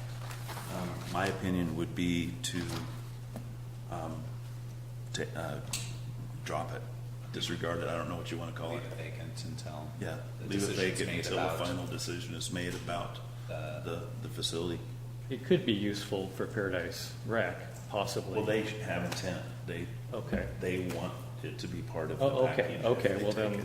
yeah, then, Well, I'm over on the other side. I want it to be with the lake man, and security is a word there because of incidents that's happened in the past. I actually agree with you also, except that in my opinion, if Paradise Rec takes it over, they do an amazing job in Paradise, and I think they should have the whole package and do everything themselves. We should concentrate on being water district instead of being a rec district. Okay, in my but opinion. how are we going to protect our water supply? Is Park and Rec going to have somebody there 24 hours? Talk to the treatment plant staff, talk to the experts within the district. They feel like our water supply, first of all, is protected, and second of all, the treatment plant can basically clean any type of water that is coming down that creek. We have a barrier between the treatment plant and the lake, which is a creek. The Parks and Rec and normally the public is out there patrolling. There's many bodies of water out there that has boats on them that allow swimming, that allow all kinds of recreation. No swimming. I'm not saying ours, I'm saying other bodies of water that treat their water, and their water quality is fine. Technology has come up to the point There's where a mile between Paradise Lake and Magalia Reservoir. The Magalia Reservoir, we pump water out of, and we have the bypass pipeline that takes it around into the treatment plant.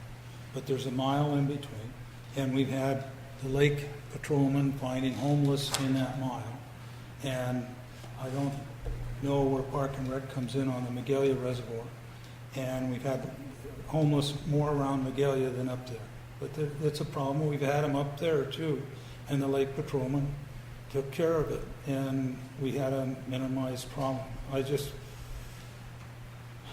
been involved in that lake over 10 years, and I think Park and Rec can come in and do fancy things, do a lot of good things, but not the security of our own water supply. And I can just imagine, I fought to keep paddle boards off that lake because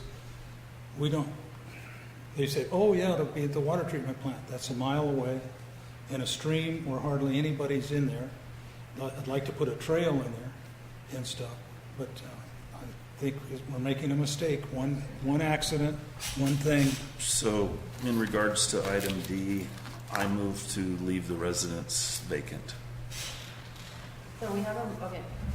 There's a couple We have a motions. motion from Director Kellogg to Never table got this second. item for discussion at the September board meeting. Do we have a second? I on that? apologize. dies. No second, then it dies for lack of a second. Then Go ahead, I'm sorry. Dr. Hansen's.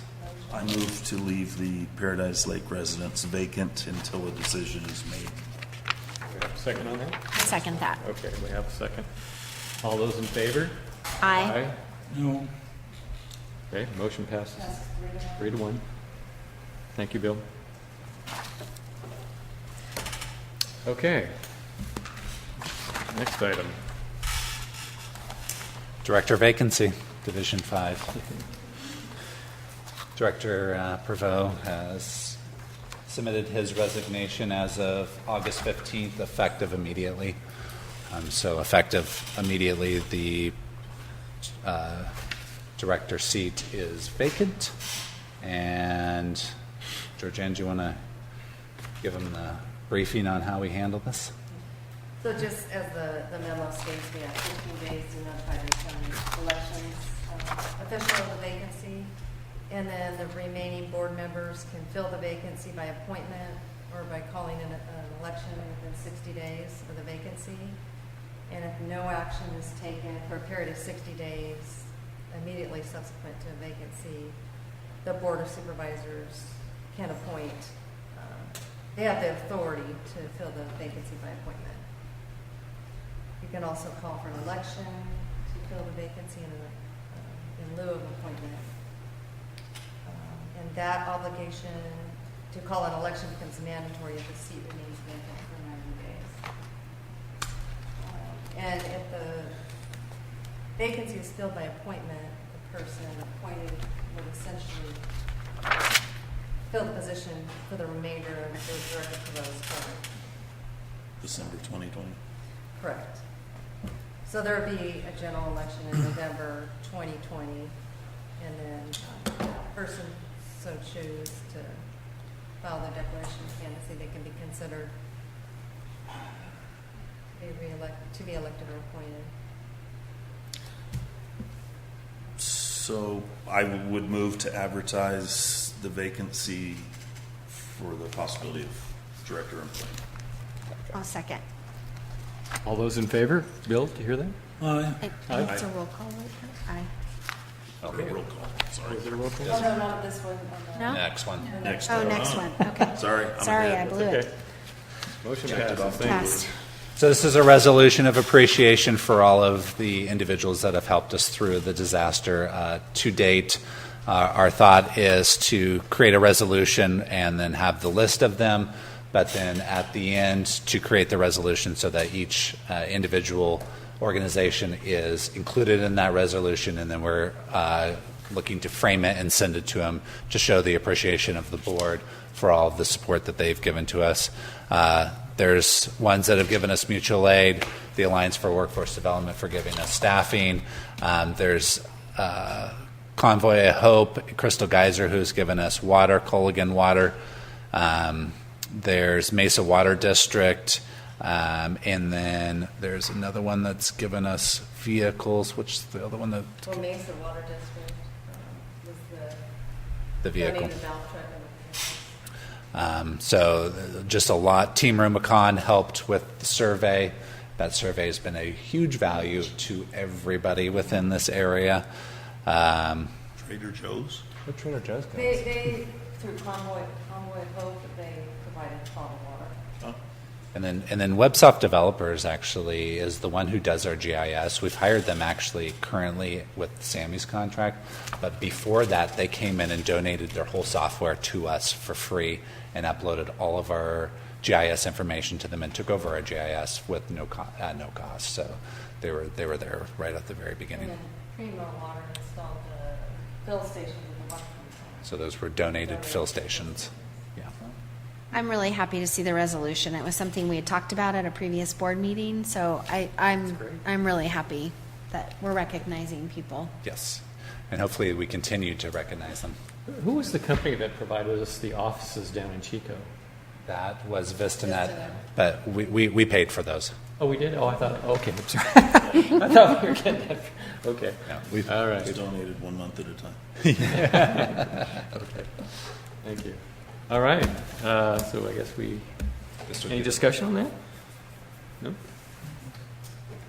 You have to make So a we just roll- need a motion to adopt. Oh, okay. I'll make the motion to adopt the resolution of appreciation. Second. Second on that? Okay. Okay, so Director Hansen, Yes. Director Boston. Yes. Director Kellogg, Yes. President Sullivan, Yes. passes 4-0. Great. Thank you very much. One last thing I forgot to mention. Our fill station, I don't know if Jim mentioned this or not, but our fill stations are ready and operational. 5-gallon fill stations here at the end of the parking lot and a hose for somebody to fill up a tank in their truck or the back of their truck. And then our truck filling station for large potable water trucks is up and running at the corporation yard, and they can drive through the corporation yard, fill up at the tank site or the fill station, and then move around and come back down. So the fill station is finally up. That's awesome. Yeah. So do the water truck companies know that? We're getting that information out. It just opened, I don't know. Where the first people come in. It was today. Saw a gal when I came. Yeah. It looks So like we she are- was out there filling it up. Oh, We're that's supposed exciting. to have signs out. Mickey hasn't been here, but Mickey ordered signs so that there's signage out there so people can know. We're hoping to have signs out here in front so that we can direct people in, and then we're going to get She's that. gonna do a social medias. Yes, yes. Great. Yeah. The bulk So, water thing is down here or up there? so we have for the big trucks, it's up there. For anybody else, it's down here. Oh, okay. Yep. Well, I'll be around. The Okay. Nazarene Come on Church- through. Yeah, the Nazarene Church, for whatever reasons, closed up their potable and bulk water. They have bottles, but no bulk water. We have the bulk now. No, that's great. Good, thank you. Yeah, that's great. Thank you. Okay, I guess we need to adjourn to. Need director's comments. Oh, I'm sorry. Director's comments. Okay. So I have something to share. So I gave Kevin a bundle of these cards. So this is information about the Wildfire Assistance Program. This is phase 1 of the PG&E settlement that is encompasses the 2017 and 2018 fires. There's a laundry list of the fires that are eligible on the front of the card. And I would encourage any of us who've been impacted to put in your application. It is $5,000 per household, and then you can request additional if you have additional unmet or urgent needs. And it's a very straightforward application. If you are if a customer or a member of the public is represented by an attorney in the other aspects of the settlement, any revenues that are received through this program would be applied to that final settlement. I've personally met with the court-appointed administrator and her staff and I'm acting as the liaison for getting information out into our community. So if we have a need for more cards, I can get more cards, and they're being dispersed all over, both through Town of Paradise as well as the county. We put them in the office, maybe? Yeah, I gave him a bundle. Bundle that's We're all set up. Yeah. Okay. So it's fairly easy, straightforward. You can do the application on your phone or on your computer. You do have to show proof, and you can't duplicate. So if, for example, you had nothing left uncovered as far as expenses through your insurance claim, then obviously this wouldn't be right. So. Thank you very much, Cheryl. So I got one thing. Sure. I finally read this thing, Aqua News from July, and it talks about Dianne Feinstein's bill that's before Congress. But part of her news release, Feinstein cited research from Lawrence Berkeley National Laboratory that estimates the Sierra snowpack, a primary source of water for California, will decrease by 79% by the end of the century. The effect of climate change are here to stay, and one enormous effect in the West is more severe droughts. Weinstein stated, if we fail to prepare for this contingency, life in California will be forever altered. So, Thank you, Bill. you're welcome. Okay. Dan, you have one? I guess one of the things that I was hoping for when I came on board with this whole thing was that to be proactive about everything going forward. I don't think that we can treat this whole thing as business as usual.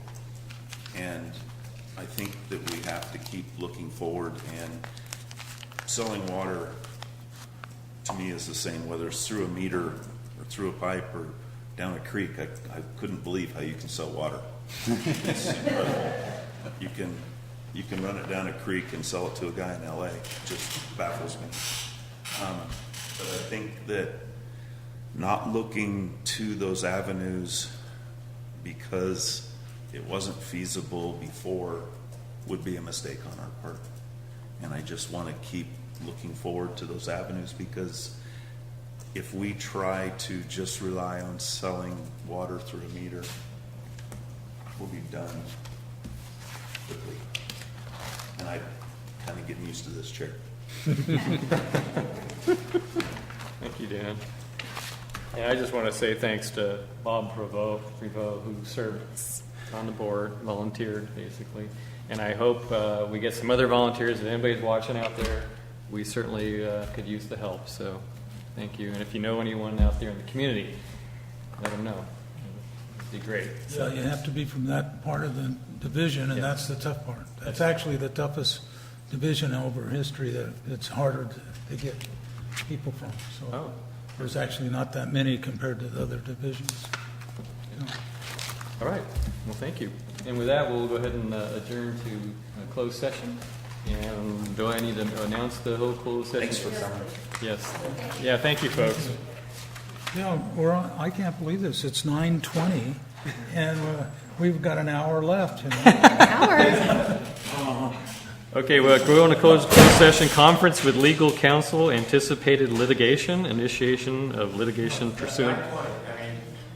Compliments to the board, this is so refreshing as opposed to almost midnight a couple of years ago. Really? Thanks, Warden. We had some presidents of the board that just talked and talked. Initiation of litigation pursuant to paragraph 4 of subdivision D of section 54956.9, one potential case. Okay.